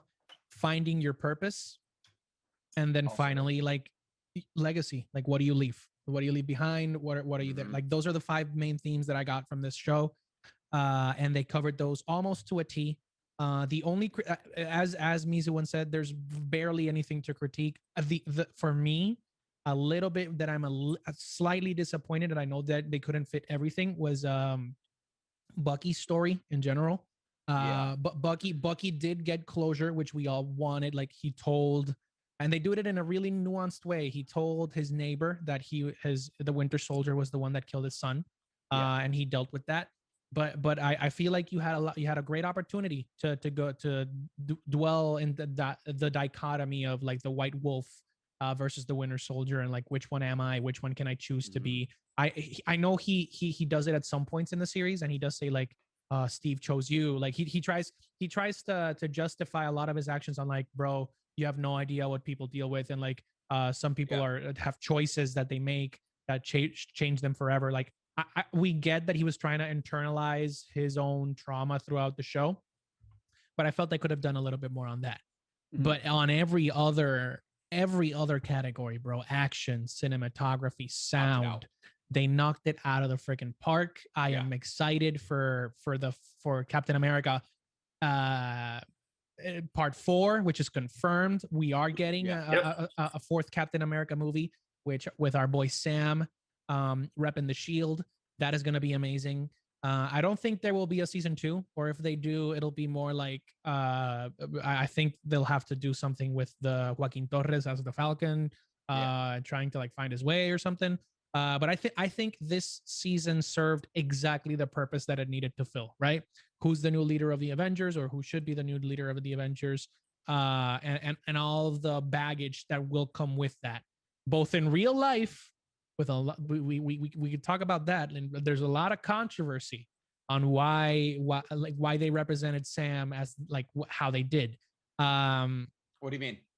Bro, there was a lot of people on TikTok, on Twitter, that were just being like, "That's not my Captain America," and there's like the classic discourse, right? Oh, like okay. the classic discourse. Gotcha. But not just that. It's just like, oh, you're trying to force feed me Sam as the new Captain America and why he's worthy. It's like, yeah, because he is. He's also shown that he is. Point of the show, you know. Yeah, bro, and that's something that, oh my god, bro, our friend Juju Straw Hat Goofy like put it straight. Like he put a perfect video. It's like, it's Kevin Feige literally explaining why Sam is the new Captain America. And like, it's like, oh, right. It looks good when it's out of Kevin Feige's mouth, right? But when I say it, it offends you, right? Yeah, it's you trying to push this propaganda. An agenda, pushing a narrative. And no, bro, we saw it through, and this is the last thing I'll say before I get your opinions on like the different parts of the show. We saw how much this means. Not just to the African American community, not just to minorities, not just to Americans, but on a global scale of having representation. Bro, that last scene with Isaiah, where he goes to the museum and sees himself in a bronze statue, it literally gives me chills talking about that. Like, just talking about it gives me chills, because I've seen it, man. Like there's a famous statue, at least in Puerto Rico, that shows all the fallen warriors that don't have a name from World War II. Were just drafted to the U.S. military forces. And it serves as a reminder that there's hundreds of voices that are silenced throughout history, and there's always going to be someone that has to step up and vouch for them. And I just get teary. I just get teary talking about it because Sam is so perfect. Sam is so like it's perfect. The serum, I'm not taking the serum. I'm working hard physically to make it. Ideologically, Carly, don't do it. Violence is not the way. Like everything, bro. Sam is Captain America, and that's why at the end it says Captain America and the Winter Soldier. That's all I have to say, at least in the preamble. I missed that. The credits. So as for the Isaiah bit, I wrote at the end as I was closing out, I said a really good look into how we erase the history of Black peoples in the struggle to make it shown. So there's I think the African American History Museum is the newest museum in Washington D.C. and it's a heavy fucking walk. I highly recommend you do it if you're ever in Washington D.C. But it's a fucking walk, and because like obviously America has erased the history of a lot of Black people because it's not a good look, like it's like you do that walk and you're like, fuck, okay. And so it's a really important look into like how we are trying to unerase, we're trying to uncover the history that we've covered up, that we've whitewashed. I mean, Captain America is literally the symbol of whitewashing history, and so that was an incredible scene. I thought outside of Isaiah, the other winner of this episode was John, though. I thought it was an incredible redemption arc for John. I think it really was. I liked it. I think he stopped trying to be someone else. Like, you're not Captain America. You are for all intents and purposes, you are a good person. Like, you may have been eaten up by the military industrial complex that is this country, but like you are still a good person. In your heart, like Leon dying like hurt you because that was like your best friend. You love your family, you love your partners, like you don't want to be hurt or those around you to be hurt. And I think it's actually pretty obvious where like it's like this is a redemption when he goes to save the hostages instead of continuing to fight the superhumans. But like I think that was a really good stepping into the light moment for US Agent, who isn't a bad guy. He's just not Captain America. It's like Boruto and Naruto. They're good independently. Once you start comparing them, it's going to come out a bit different. But like US Agent isn't a bad person. His suit looked sick, by the way. All black with the red, white stripes. Like, we don't need a Captain America. We need a US Agent. Like he is as Wolverine is to the X-Men as he is to the Avengers. Like he is the morally gray character that does the things outside of, what they would consider like very clean. He's X-Force. He's the Punisher, basically. Exactly. And so I think it was a really good episode for him. I thought it was a really good, like, kind of like, I don't know. I thought it was good for them to show that like there's life after service. I think is what they were trying to say. Is that like you don't have to be this like the thing they made. You can be your own thing. For sure. I definitely agree to a point, but I think what they're going to do with John Walker is going to be something totally different because the person that he's working with is Hydra, aka Madam Hydra. Yeah. So I feel like he is a good person, but I feel like he's going to be manipulated by Val in future events to do things that he probably will be convinced that are good, but won't be. So I think that's what I think they're going to do with his character. Because if, for those who don't know, like U.S. Agent is a very morally great character. Yeah. He is like gun-ho America. And it all depends on how they write him. And like, he's been both played good guy and bad guy. So yeah, I just wonder what they're going to do with him in the future. Because I'm seeing, especially because I don't know if in the comics did he ever work with Hydra or not willingly know that he was working for Hydra. But in this version, it sounds like he's working for a new upcoming Hydra because we thought that we destroyed Hydra back in Captain America and the Winter Soldier, the movie.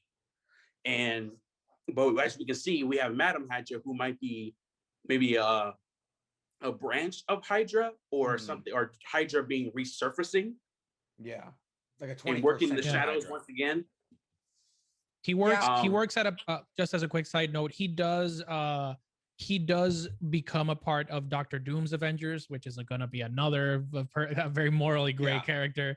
But yeah, he's in the Mighty Avengers, the Doctor Doom's Avengers, and obviously, I think what they're going to do, and at least in my opinion, my theory is he's going to be a part of the Thunderbolts, which is Ross's Thunderbolt. Ross's basically his strike force. Mm-hmm. Pretty much like. For those who don't know, it's basically like Marvel's version of the Suicide Squad. Mm-hmm. Yeah. So I thought, I named the last episode with great power ... And I think that is another, like, they're really hammering that point home, but funnily enough, in a very different way this week. It was with great power comes great responsibility. Yes, again, but this time, instead of for Sam, instead of for John Walker, instead of for Bucky, it was for the government. It was, listen, it was a really good look into governmental representation in what is, otherwise an outworldly, like something that's not going to happen to us anytime. But like them being like, you don't realize you have as much power as a crazy Titan, like a crazy god who comes to our Earth. Like, yes, sure. What happens if you come back to the world and someone is living in your house? And I was like, you know what, that would suck, obviously. But like breaking down to them, like, you run the banks, you're a governor, like all these things, like, you'll never have to worry about this. Who is in the war room with you when you're making these decisions? Is it those who are affected? Is it have you taken into account the people that now find solace in each other's company because of this one common struggle? And so I thought that was like a very interesting twist on an underlying trend that we'd already identified. It was, now we're not talking about superheroes' power and responsibility anymore. We're talking about governmental power and responsibility. Definitely. I did like that.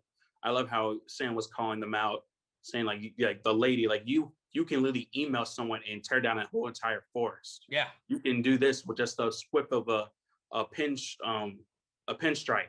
And like, you guys have power without, like, you guys have insane amount of power without actually having superpowers. Y'all affect the world. And what do y'all do with it? Exactly. And then on top of that, like, they, of course, you hear it all the time in even today's issues. Like, every time we talk about certain things, people always use the whole, it's complicated. And I like how they brought it up in the show, like, these things are complicated, Sam. And he calls him like, you don't think I don't understand what complicated is? You don't think people don't understand what complicated is? Yeah. And I love that part where he says, like, I'm a black man wearing the stars and stripes. America. Yeah. So right now, he say, right now I can already feel the judgment as I'm standing right here. Like, and I'm just like, for real. And I definitely, that's also, to me, I think it's like also like a callback to, all the first black anything. Jackie Robinson being the first black man to be part of Major League Baseball. Yeah. Other people in other fields. Barack Obama being the first black president. Yeah. Mm-hmm. You have to and having all these expectations. At first, we're just like, oh yeah, that's cool. But then, of course, you got all those others who cast their judgment on you. Yeah. Just based off that alone. As a just, and not even just black, just as a minority pioneer, you have to be perfect because everyone is looking for an opportunity to jump onto you. Roberto Clemente, Barack Obama, like you said, like Jackie Robinson, Jim Brown, Muhammad Ali. Muhammad Ali, like people like even to this day, like NFL athletes who will cuss on the sidelines or something like that, or call somebody out. If it's like a white dude, he's like, oh, he's having fun, he's competitive. A black guy gets onto the sideline, cussing somebody out, is like, no, I won't play for that team. He gets labeled a thug. So it's like you have to be this perfect image of what America wants you to be, or you will get thrown out. So he's right. He's like, I can feel the prejudice, I can feel the weight of your opinions, like waiting for me to trip up as a black man in the stripes. And so that was a really important message that they were sending. And I think plus what Bucky said, which was kind of a throwaway joke, but also to me, I feel like it has a double meaning when he said like, oh, I didn't really pay attention, I was on my phone, something about black guy in stripes. And I like how he jokingly said that, but there's also a negative connotation behind that, because there are a lot of people who might don't just care. miss everything Sam has said and just be like, there's a I don't really care. There's a black dude in stripes. That's all I just noticed right now. Like to me, I just kind of saw that as a double meaning. The only that he was joking, true. But there are people who really be like that. Yeah. Interesting. Yep. I didn't really think of that. Yep. I remember that, and I was like saying, like, yep, that's exactly what happened when somebody that would typically be glanced over is saying something important. It's like, nope, I want to focus on what's surface level. Surface level is what matters, right? So the headline, the headline is the easiest thing to digest. And I think that makes it up perfectly, right? When he stands up to the Global Repatriation Council, it's like, look, if you wanted to, you could distribute rations on a global scale. Yeah. Today, it's not complicated. Just because you don't want to get your hands dirty or you don't want to like face public scrutiny because you would want to get reelected or stuff like that. Like, and that touches upon real issues, like real stuff that happens on our day to day with like, with politicians, with important political figures around the world. Like accountability is important, right? And the people that are working for the majority need to take the interests of the majority into account, not just what they think the majority needs. So I think that the show covers it perfectly. I'm excited to see how this moves forward, because obviously we have Baron Zemo in jail in the raft, which is going to be wild. He can still do so much. Yeah, and the thing is, he can form an alliance with all the criminals that are in the raft. We got Sharon Carter. She belongs to the streets. She was thrown out by her country. Traitor. But that was another thing I was gonna say. So I was gonna open it up to you guys that what are your criticisms of it? Like, what do you think that the show could have done? What they could have done a different route with? What are things that you think for her kind of maybe bothered you with the show? Oh, with the show in general, large scale. Yes. So for the entire show, not just the episode, but the entire show. What do you think? What were your critiques? Well, I mean, I can open it up. Yeah, you can open up. Yeah, I was gonna say, give me a second. Yeah, go wild. So I only have one. Say that. What's that again? I was gonna say I only have a few. So like you can open up, and if I agree, yeah, we can just speak to us, my dear Mizu. Speak to us. Of course, due to COVID and scheduling, they had to do it in 6 episodes, which I understand.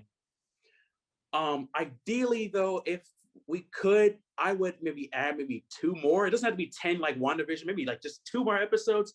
One dedicated to Carly, because I think that was one of the biggest reasons I think we couldn't really connect. Where they really tried to push her. I feel like they pushed too hard to make her sympathetic, and it could have worked if we were just given more background a little bit with her. And I think there should have been a whole episode dedicated to Carly, as in, for example, it was very important for Carly to go back to see this woman who I guess raised her in her childhood die. Why is she so important? We should have maybe gotten a flashback, maybe like the first 30 minutes of that episode, we saw a flashback of this woman. Because if you think about it, this woman who is just passed, pretty much is the reason they're all together. Like pretty much inspired the Flag Smashers. Yeah. They insinuated that. So it would have been cool maybe to see a flashback of this lady and Carly's background, what Carly has transpired. And plus, in that same episode, we need to see what was it like for those who thought the blip was a good thing. Because she kept talking about how a lot of people were more compassionate, a lot of people were together, and et cetera, et cetera. But as you can see through other movies like Endgame and WandaVision, when we hear about the blip, it's a bad thing. Like it's a bad thing. We don't think of it people on Earth disappear. Exactly. We don't think of it any positive, any kind of way. And Carly says it like it was something kind of good. And I felt like we didn't get enough examples of why that was good. So I think with that flashback, we could see maybe Outworld like, oh, how was it good? Like, oh, we see people maybe back in the blip when everybody was half gone, and see that compassion, see that camaraderie, coming togetherness, and with the GRC and things of that nature. I think that would have been good. The second episode would have been, as you said earlier, Jose, to flesh out more with Bucky with his trauma, And like I would say the first 30 minutes. The first 30 minutes would be about Bucky and like going through his trauma and things of that nature. Basically kind of finishing out his character arc. Yeah. Adding more to I wanted to see him complete some of that list, not just maybe one or two names. I actually wanted to see him meet more of these people and get that kind of stuff out the way. Do like Bucky traveling across the world trying to fix his wrongs. Exactly. Yeah. And I wish that they put more emphasis on that scene when he does go to that man and explain that he killed his son. I thought that could have been dealt with more, and we didn't really get a reaction from him either. We really don't know what happened. We just know that they talked, and I guess they went their separate ways, but there was not enough detail with that. And I think the other 30 minutes, or maybe vice versa, depends on how you think you guys would think it will structure well. Another part will be with John Walker. I think another maybe 30 minutes will flesh out more with John Walker as well. What's to be expected out of him in the future, or like exactly what to expect from him, and how he was dealing with things more. I think because at first I thought someone made a good point. I was watching a YouTuber, I think what's his name? I think Cosmonaut. I think that's his name. Yep. And he talked about how John Walker should have been like the overarching villain at some point. I would like that. I liked, because for me personally, I liked his descendants into like madness. The title consuming him, all the expectations. On top of that, with his PTSD, they should have explained more with his PTSD, because he talked about it like, oh yeah, metal also remind me of the worst day of my life. But we didn't really see him go through that, feeling of true PTSD. I think that should have been fleshed out more with John Walker as well. But overall, I think those are just my little critiques of it. I think my one critique is kind of in the same vein as your first one. It has to do with Carly and excuse me. And so I wrote the only bad thing I wrote about this episode is I feel like they wouldn't have given this many chances to a man. Like, they spent so much time trying to make Carly a sympathetic character, and it almost felt like Sam was like, I mean, I guess she's young, but it almost felt like Sam was like, oh, you don't know what you're talking about. Like, you don't know what you're talking about. Like, it's okay. Like you don't know struggle. Like, all these things. And I felt like you were just writing her off to a certain degree. Like, you're trying to be like, oh, she's not a serious threat, or she doesn't know what she's talking about because she's a woman, like that kind of thing. Because they straight up murked the rest of the Flag Smashers. Sharon, I mean, I guess you could say Sharon is the one who ended up killing Carly in the end, but Sharon used a gas bomb on one of them. Like, Zemo bombed the other one. Like, the only one that we focus on really outside of Carly is the taller Asian dude, and like, he gets his ass kicked, he dies, and the dude that gets his head cut off. And the dude gets his head cut off. Like, every other super soldier gets like worked, and it's like, oh, like, you don't know what you're talking about. It's like, it's okay, like, you haven't experienced the world. And I was like, Carly was a dude, I feel like we'd probably take her more seriously. And I was like, it just felt like a weird bit of writing on their end. I was like, just because she is a teenage girl, like, the thing is, they even went and talked about it. Like, there can be another Carly. Like, it's just because she's a teenage girl doesn't mean that she's not like, that she shouldn't have like, she's wrong. Or like wrong, or like she doesn't have the right thoughts in her heart, or not capable of incredible violence. So that was my only problem with it, really. Yeah, for me, I think Mizu and Nick, you guys hit it spot on. It's definitely Bucky and Carly, at least in terms of direct ones, the direct conversation that we can have. I do feel like Bucky, I can let it slide a little bit, because we have obviously I think Sebastian Stan. Yeah, I think Sebastian Stan still has, I think, 3 or 4 movies in his contract, which is a lot. So like, you can technically have a lot more, but if you don't do it now, you have to do it in Black Panther 2. Like, it has to be done there, because like that's where the money's at, right? Like, that's where we saw him exercise the Winter Soldier, the Dora Milaje trusting him and not ending him on the spot when he was getting in their way, like when they could have. There's a lot of weight to that decision from the Wakandans to trust Bucky. So Black Panther 2 has to be has to have at least 10 or 20 minutes, like not 10 minutes maybe, but like 5 minutes. That's enough. to talk about Bucky. A homage. Yeah, to what he's done to become a better person. And give also us an 80s like workout like montage. Yeah, exactly. Yeah. That's what I was. That's another thing that I was gonna talk about. Like I'm okay with John Walker being redeemed. Because obviously he is like a morally ambiguous hero. But I wanted that 2 minutes. You could have literally done it in 2 or 3 minutes, where it's like between the moment that he goes after Carly after Lamar is killed, show the serum giving him PTSD about like getting the medals of honor, or just like going into battle with Lamar, or going into battle with his squad mates and like the building explodes. Like, and then just waking up from that, just like Bucky did. Like you wake up from that like nightmare, and there's like, yo, John Walker, Carly has been located. And he's like, okay, revenge time. Like that's easily just a 3-minute scene that could have added so much context into what this shot though. I mean, yeah, but like essentially you just have to have like a dude in army fatigues and a building blow up to just show his squad mates are dead. Like all that, it's expensive, yes, but as Mizu said, like this is 6 episodes instead of 8, so like you could have added like 2 more minutes to a runtime. Of course. Yeah, so those are my only things.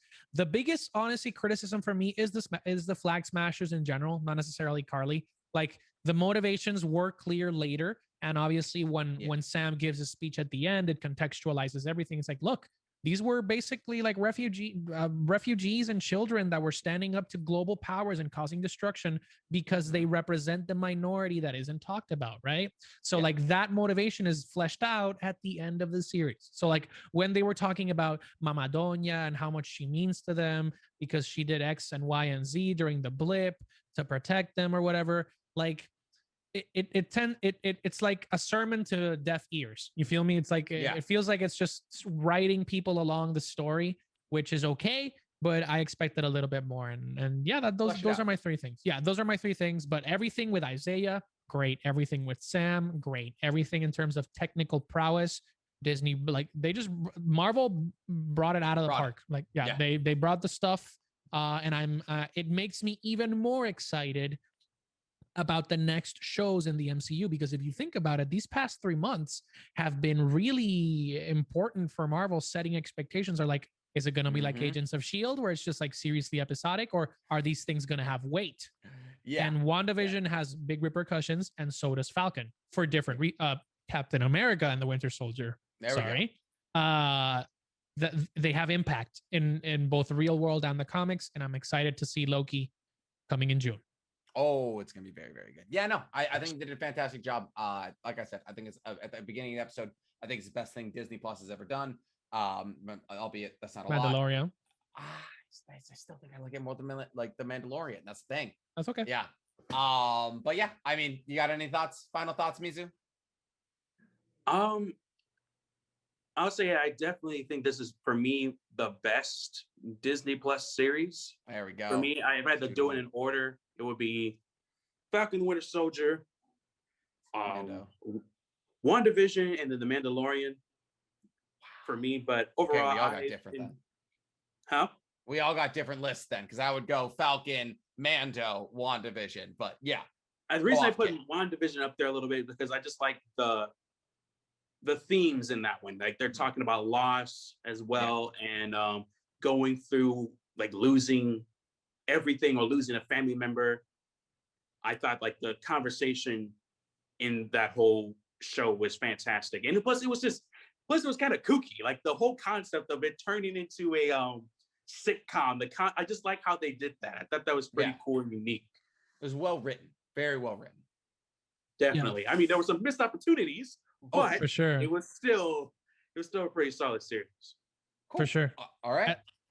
At least for me, my closing arguments for that is I have a different ranking. So like mine is Mando at the top, WandaVision in the middle, and then Captain America and the Winter Soldier at the end, but for different reasons. So like I think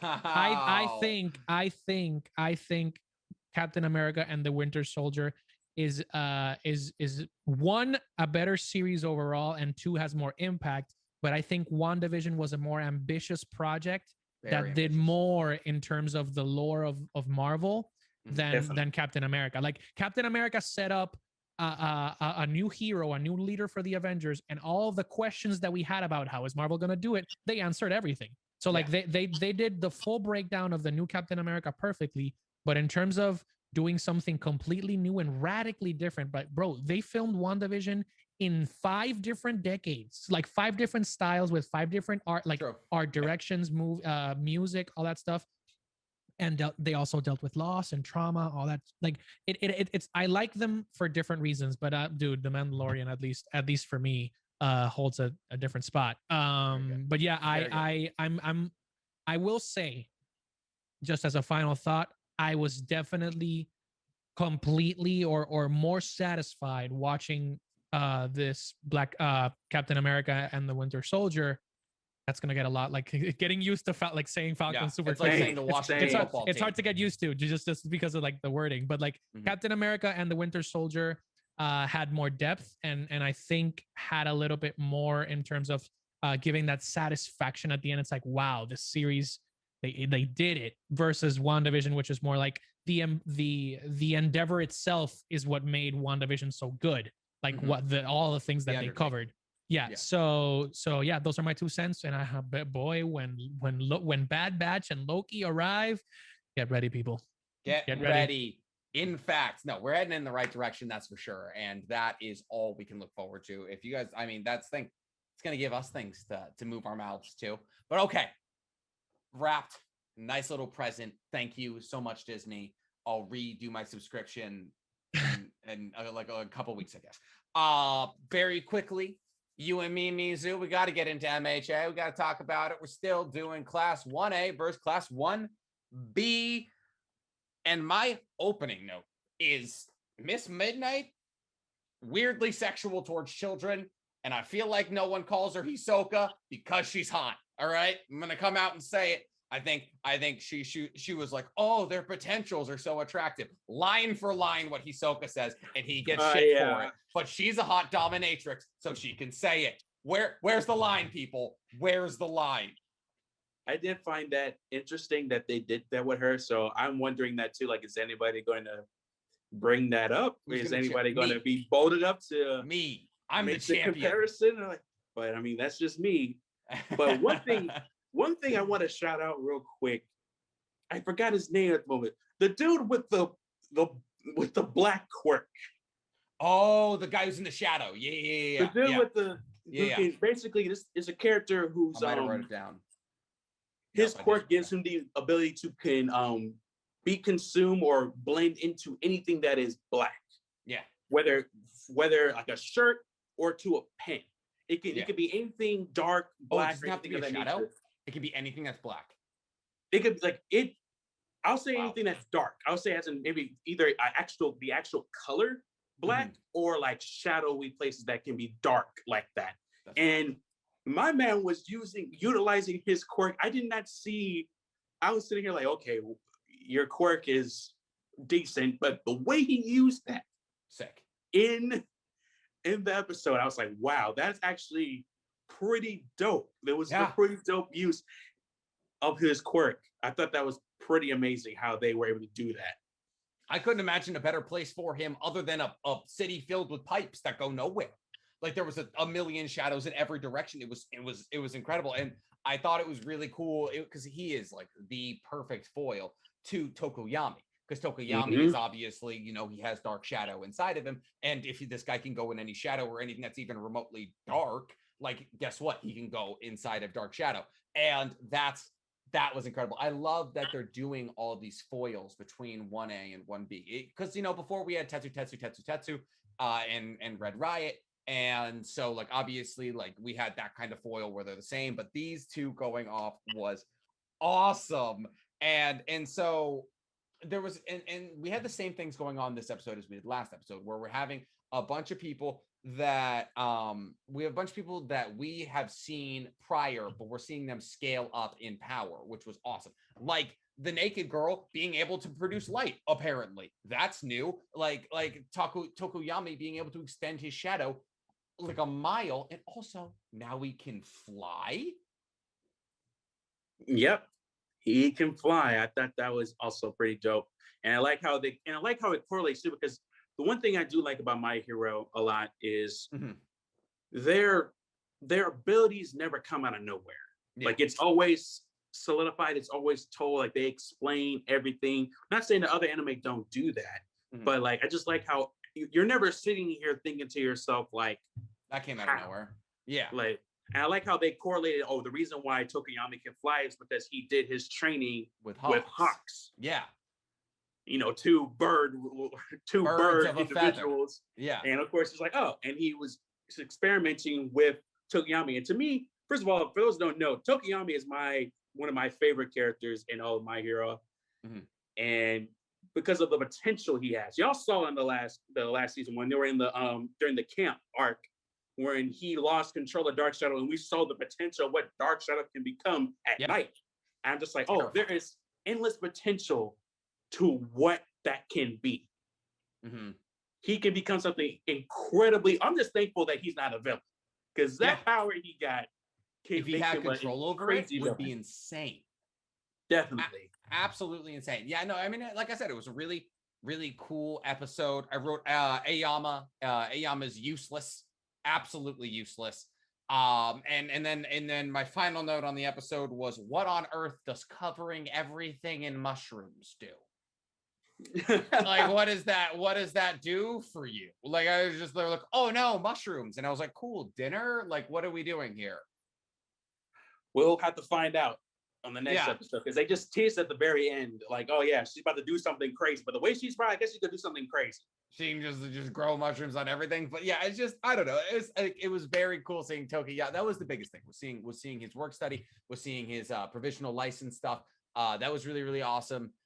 Seeing him work with Hawks, and Hawks essentially being an asshole and being like, guess what? I brought you on because I think you, like, I want to hear about this thing you were involved in. So yeah, no, it was really, really cool. So I mean, I'm excited to see what happens next week. I don't know if this kind of B squad of people needed 2 episodes for a fight, but hey, I'm down for it. Yeah, I was also thinking that too, like, oh, I don't think this needs to be 2 episodes, but yeah, because like I'd say Tokiyami, you got 3rd place in the what is it, the school tournament. So like, yeah, he's about the closest thing to a main character we have out of that whole group.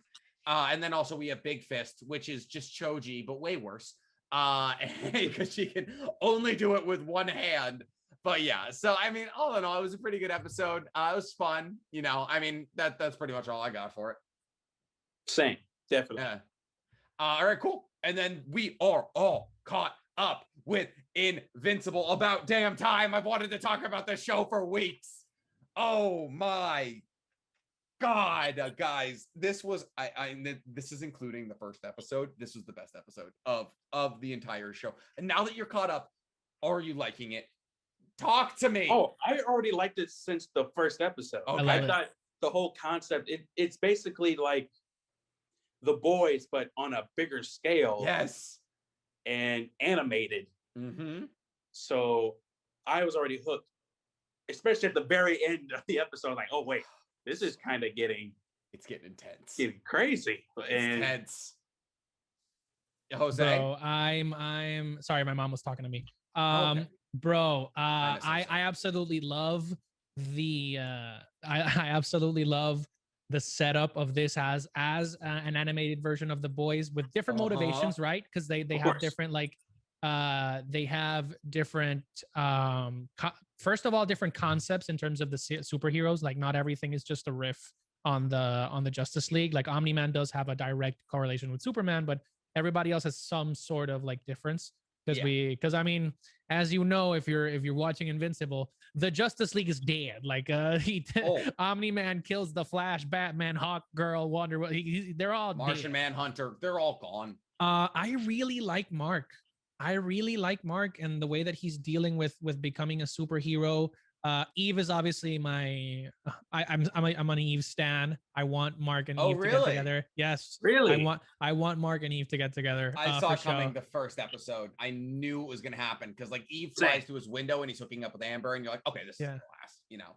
Yeah, and I appreciate how they're saying that, like, he's trying, like Mark is trying, but obviously Amber's a smart girl. Like I was like, yo, she definitely knows. Like you've been out of it, bro. And like people have seen your dad before. They know they're not catching the similarities, bro. This is not Superman, Like, it's not Clark but Kent. here's Like no, go but here's the glasses. thing, that was the part that kind of confused me too. Like I'm pretty sure like everybody knows that his father is Omni-Man. So why do you have to lie about being a hero? And I think I'm not gonna lie. I'm not gonna lie to you. I think that's kind of Eve's fault a little bit because of maybe just the way she worded it to him. Like, oh yeah, you only should tell people your secret identity if you really care about them and stuff like that. And I guess that tripped up Mark. And now he guess he had to play Amber like that. I was like, what the, bro? Like, no, you should have just told her straight up, like, hey man, as you know, like I'm a hero. You saw my dad. You see my dad. Like it's gonna happen. The genes passed down. Like what do you think was gonna happen here? Like I'm sorry. Like I'm half Viltrumite. So why do you guys think he did it? Because I have a theory and I know it's right, but like I know it's right in my heart and my soul. But why do you guys think he killed the Guardians? Not the Guardians of the Galaxy. The Guardians of the Globe. Okay, one of the things that I wanted to say is like for me, the biggest surprise of the show so far, it was Robot. So like for me, I thought he was gonna be like the villain, like the Brainiac of the show, right? Like because as we saw, as he gets basically labeled the recruit master, like the recruit master for the Guardians of the Globe, you see him like do some shady shit. Like he let the clones out. Like, okay, this dude's gonna be the villain. And it's like, nah, bro, I just wanted to like be me. I just wanted to be released. Want to live in a bowl, like in a bowl. Yeah, I didn't want to live in a bowl. So like that was surprising, and they caught me off guard, which was good. Like I want to get surprised. I think Omni-Man kills the Guardians of the Globe because I think it has to do something with being a Viltrumite that we haven't heard, we haven't seen. Because if you think about it, like he's part of the what's it called, the planetary council or whatever. Yeah, the people they send out. And he they explicitly tell us that all Viltrumites, or like most of the Viltrumites that have some level of expertise or physical ability, they're basically like forced to just go into a random world and protect it, right? They just go into different areas of the world and protect it. And I think he either felt threatened by the Guardians of the Globe once his son found his powers. I was like, oh, they're gonna like, I'm not gonna be able to protect these people if somebody stands up to me. And two, I think there's something missing. I think we're missing something. Like, and I caught the glimpse when Mark's mom tells Omni-Man, like, I taught you how to be a Earth person. Like, I taught you what like social constructs were. I taught you how this world works. You didn't know. And I felt the disconnect when they're in Italy. That's another thing. I felt when they're in Italy near the like, we're like, do you trust me? Do you trust me? Yeah, I trust you. Oh, perfect. And it's like, nah, bro, let Cecil take care of the dragon. I'm here with my wife. I'm like, bro, there's a disconnect in social constructs and responsibility that I don't know where it is. And I think it's something to do with like the past of Omni-Man's past, which we'll probably get an insight to in the next episode. Mizu? I'm gonna be the oddball out here. I think he's lying. I think that, as in like, I think he's lying about his race in a way. Like, I think he's lying. He's making them sound like some omnipotent great people that just want to protect people. I'm not gonna lie, this is just maybe the human part of me who just goes out of the way just to do that just for people sometimes. Like, I don't know.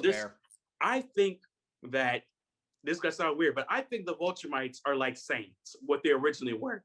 Oh, Saiyans. They are people, they are aliens who are sent to a world to protect, but what they're really low-key doing is conquering it. They send one basically representative who scopes out the planet, and if the planet is worth protecting or whatever, worth to them, they're gonna conquer it, and they're gonna be sending maybe more of their cronies to help out, or just maybe him alone. And I feel like the Immortal was protecting them against. Here's another thing.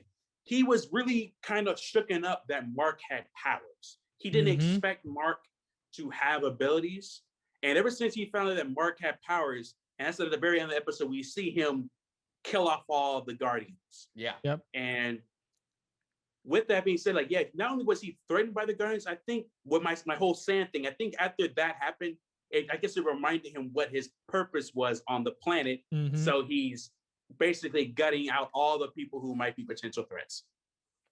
Okay. All right. I wanted to say Let's this. see if we can call it. I've wanted to say this. April for 4 months. 26th. April 26th. Okay. I've had this for a while. In the first episode, when Omni-Man is describing what Viltrum is to Mark, he says, "We are sent to be the sole protectors of a planet." Because we are sent to be the sole protectors of a planet, which means he wants no one else to steal the honor of protecting a planet from him to hold credit at Viltrum.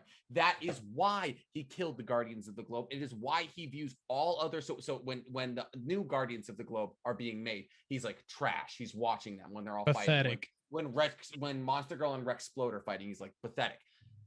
Because he thinks he is the only person who should be able to protect the globe. And that's why Mark getting powers is giving him such a quandary, because the human side of him that he learned from his wife tells him that you shouldn't murder your son, because he didn't want Mark to get powers, because now either Mark or Omni-Man has to be the sole protector of Earth, and he doesn't want to have to kill Mark. That's why he wants to talk to him. And That makes a lot of sense. That's why he's staring him down. Please be sharing part 2. But yes, that is my theory on the matter. And I wanted to say that I wanted to get that off my chest for so long. But yes, that is where I think it's going. But you were right, Jose. The biggest twist out of that was Robot not being evil. Yep. I didn't think because I also thought he was going to be evil. I had no reason not to, like he's a robot. And then you realize like he breaks my 2 favorite characters in the entire show out of prison. Yep. Well, I guess only one gets out of prison, and their quips are so funny. The show is so well written. I love it so much. They are so funny, and the action is so intense. And the voice acting cast is so incredible. But yes, that was that the finale question? No. No. I think maybe the next episode might be. Yeah. Okay. Maybe. I think it might cap off at 10. I think, or maybe 8. Yeah, 8 or 10. We're about to hit 8, so that makes sense. Post Blue Man, my next note was Omni-Man killing people never gets old, ever. When he finds all the those invisible soldiers in his house, and he just smacks one without even looking. He literally smacked the man, and half his body was just across the table. How do you get cut in half by a table? I was like, how hard do you have to hit a table to get cut in half? It was incredible. And then them blowing up the house. And my favorite part of the whole episode was we're seeing what humanity can do. They're pulling out all the stops in the face of an unstoppable god. And he's like, $400 billion for the world's most expensive nosebleed. Bro, that shit was that got me hyped. I was like, yo. When he knew the laser was coming down, he goes, he looks over at like the camera and he's like, you wouldn't dare. I'm not gonna lie to you. What it kind of low-key reminded me of when I was watching this is just like it made me realize how scary Superman is now. Yeah. Like, because basically if you think about it, because people make the comparison like, oh, Homeland is like Superman, but I don't really think so. After seeing Omni-Man is really like Superman, like as in power-wise. He may not have, the laser vision, all that kind of stuff. Like basically, Superman is Omni-Man, but with more powers. And like, I'm just sitting here like, yo, this is if Superman really went off the deep end. Injustice, literally Injustice, exactly. This is what will happen. Bro. Like, I don't know, man. It was, and I also wrote Cecil equals Rick. Because he was using the teleporter, and he's got like all these like super high gadget like mechanisms. He's like the smartest mammal, Bro, he's taunting Omni-Man, like and because he's a culmination of everything that everything that a humanity can throw at people. And I wrote very America to be like, these cyborgs are fucked, and then use them. Like they're like, this is disgusting technology, and then use it in a last case scenario. That was, but at the same time, I wrote Cecil is surprisingly self-aware. Nolan's wife, who's I don't know why I'm spacing her name right now. What was that? I'll find it. But she goes, "This is why I hate you," and he goes, "This is why I hate me." I was like, that is a surprising level of self-awareness from like the Nick Furies, from like, you know, the Ricks, like the humans that represent, like, we are the humans that are trying to like make Earth safe against superhumans, you know?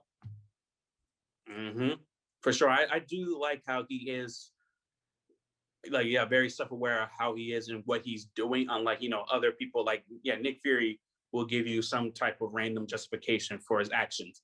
In DC, Amanda Waller, she's the same way. Like, there are a lot of like those human characters who have a lot of power and a lot of resources, who are just oblivious to their own actions and justify their actions all the time, while Cecil like acknowledges that this is wrong. What is it, Jose? Who's the voice actor? I've been holy shit. Have you not looked at the voice acting cast? This cast. Zazie Beetz. No, espérate. Whoa. You're going to make me act up in multiple languages here, bro.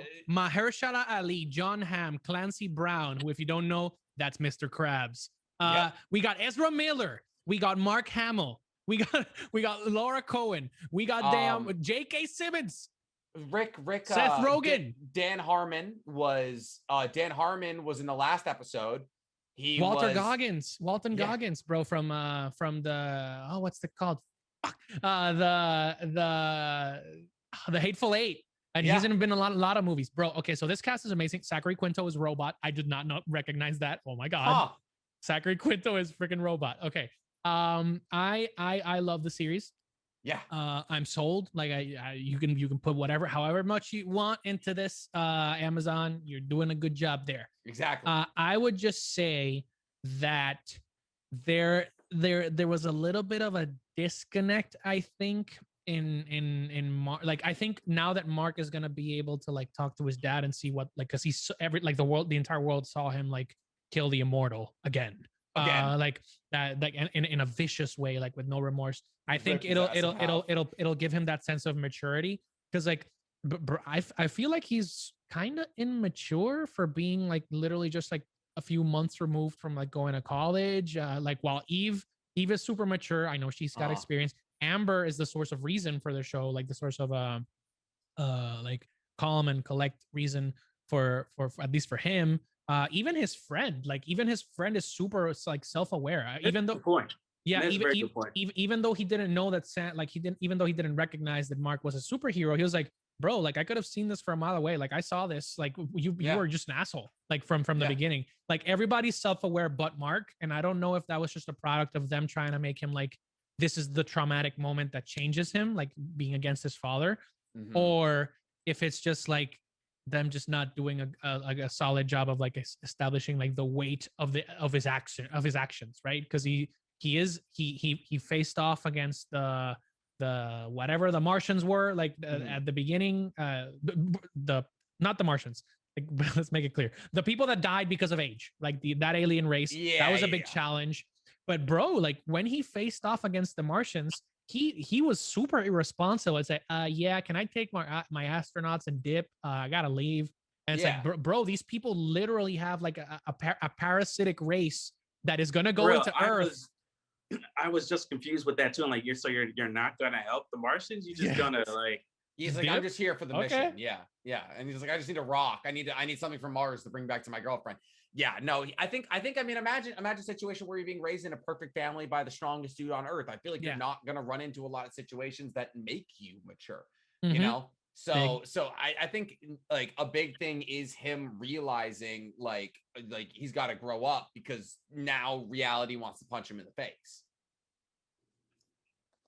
Yeah, I think that's what I was gonna say. I think it's gonna take some time. But I mean, I am seeing growth out of him, you know, because he has come to the realization that Amber left him because he was being an asshole, not because he was super, because she knew, you know, and it's hard not to know. Like anyone who sees him is like, he's always in the same place. Like they've never, like, you can't find them both in the same place, but like he always shows up to where Mark was. So like, of course, Amber knew. She's not dumb, you know. So yeah, no, he definitely is.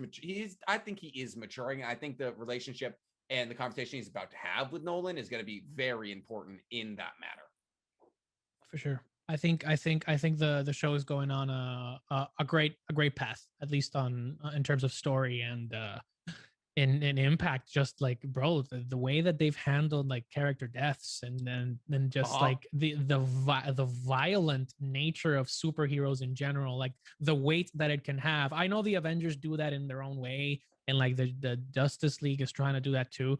But like here, it's straight up like, yeah, bro, like you have to evacuate the city, because if we can't stop Omni-Man, he's gonna like literally wreck us all up, like just by existing. So it's been good to see the weight of the decisions that the characters make have such a big impact. And I want to see what the clones are gonna be up to now, because they didn't get the right schematics from Robot. So I'm excited. I just love them so much. They're so goddamn funny. But yeah. Any last thoughts on Invincible? Cool. Winners and losers, baby. Winners and losers. All right. So we'll start off. We'll go rapid fire here. My winner this week is Tokyo Revengers. Little anime coming out of Crunchyroll right now. Adaptation of a manga that was super, super popular. All about a dude who can travel 12 years back in time to save his middle school girlfriend, because that's who you would save. When having the ability to time travel, you wouldn't buy Google stock or anything. You would go save a middle school girlfriend. But yes, so that one it's picking up a time. Also, second winner is To Your Eternity. To Your Eternity had, like I said last week, single saddest first episode I've ever seen. Second week, a little bit slower, starting to build up what could be a pretty interesting story on the back end here. But yeah, I think those two are going to be the anime that I'm talking about this season on top of MHA. I have yet to find an anime that, we're coming off this season. And actually, so this is where my loser comes in, because for the second week in a row, I'm the loser, because we are coming off what was the hottest season in anime I've ever seen. We had JJK reincarnated as a slime. We had To Your Eternity, AOT. We had a lot. And I was up to my eyeballs in anime that I was adoring. And now I'm kind of swimming. I'm trying to stay afloat. I got MHA trying to throw me a life raft, but it's not three amazing shows simultaneously. So the loser is me, just struggling to find that JJK sized hole in my chest. How about you, Jose? I have a lot, but I'll just do it rapid fire. So the first one is me, because I got a lot of good satisfaction from both from this week and from just pop culture in general. I also read the first few pages of Kaiju number 8, and I'm sold. I'm sold. I also works. Yep, and I also downloaded Black Sands Entertainment, and I'm also sold. Like I love it. I love it. I'm excited. My another winner of the week, and my biggest winner of the week, bro, Sam Wilson. Yeah. Take a bow, Captain America. You did it, homie, in the best way possible. Put some respect on my name. Put some respect on his name. Yep. I will be going back into JJK, so I don't have any winners of the week in that area. Scorpion and Sub-Zero, my biggest winners of the week, non-anime wise. Those two got their just due diligence in a whole puddle of trash. They were two beautiful diamonds. So I love that. The losers, though, first and foremost, Melina, you girl, they did you so dirty. And Raiden, Melina and Raiden, oh my God, losers of the week. Another loser of the week, the Immortal. My man died twice in less than 10 minutes. And all I did was give him like red eyes. Oh my God. That's all you accomplished was red eyes. Oh my God. Not great in that. And the final loser of the week, I think, in my opinion, is just like fans in general, because there's going to be a little bit of a break between like the psych up again. I know that Bad Batch is coming, but I know not a lot of people have seen the entirety of Rebels and Clone Wars. So I'm excited, but I know unless it's a masterpiece, I know that a lot of people are not going to be watching. But until Loki arrives, I think we're gonna have a little chill down. But it's been a great week. It's been a great week. Before I leave, The final loser of the week / winner, Rengoku. Yeah. I love that man. I didn't think they were going to kill him. Say hello to Stan Lee for me, bro. I love hold you. it down up there. That's it. That was tough. All right, Mizu, let us know. For my winner will have to be Tokuyami. That whole entire episode in My Hero Academia was great. I like how they set it up, and he was pretty much the MVP of that episode. My second winner will have to be Isaiah Bradley. Him finally getting his roses after all the persecution, the being experimented on, and just being locked up. He finally got to be recognized, even though at first he didn't want to be. Yeah, same way of his way, and it really showed his importance to the story. Brought him into the light correctly. Didn't just pull him in, like made sure he was remembered. Definitely. I like how they did that. And of course it goes full circle, because in the first episode we are in that same museum with the new opening of Captain America's little memorabilia and everything, and we ended in that same place. Now we just added Isaiah Bradley to it. Full circle. My two losers will have to be, my first loser is Cole from the Mortal Kombat. Just not a very appealing protagonist to me. Nope. I guess the real loser is Goro, right?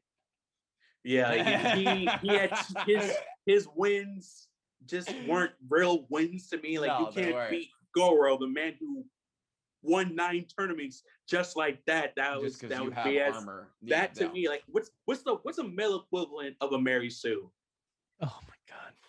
Goro. That's what I'm thinking of. Like, Goro, I don't know what I guess Goro now, Goro is it was a very Mary Sue thing for him to do. And my second loser is Carly.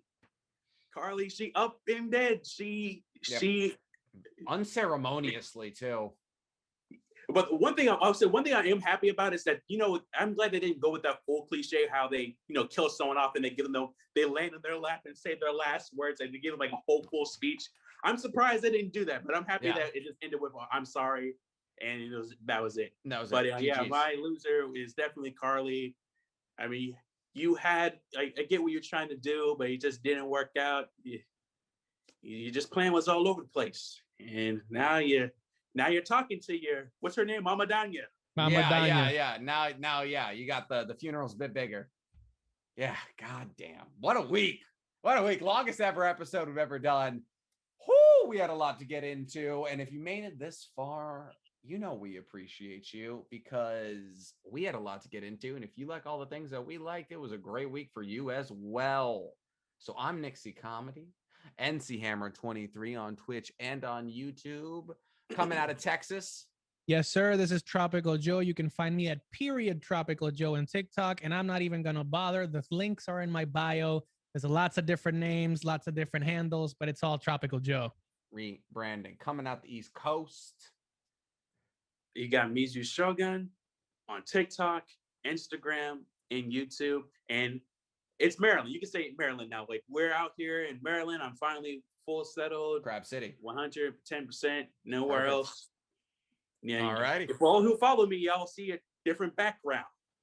Mm-hmm. Yeah. Once I leave here in a couple months, it's going to be a whole new thing. But okay, guys, thank you so much for tuning in this week. We appreciate all the downloads. We just hit 1,000 downloads, which is massive. That's over 200 an episode. So thank you all so much for that. We appreciate it. Go ahead and leave a 5-star review, 4 if you really hate us. And in the meanwhile, guys, we will see you next week. Bye.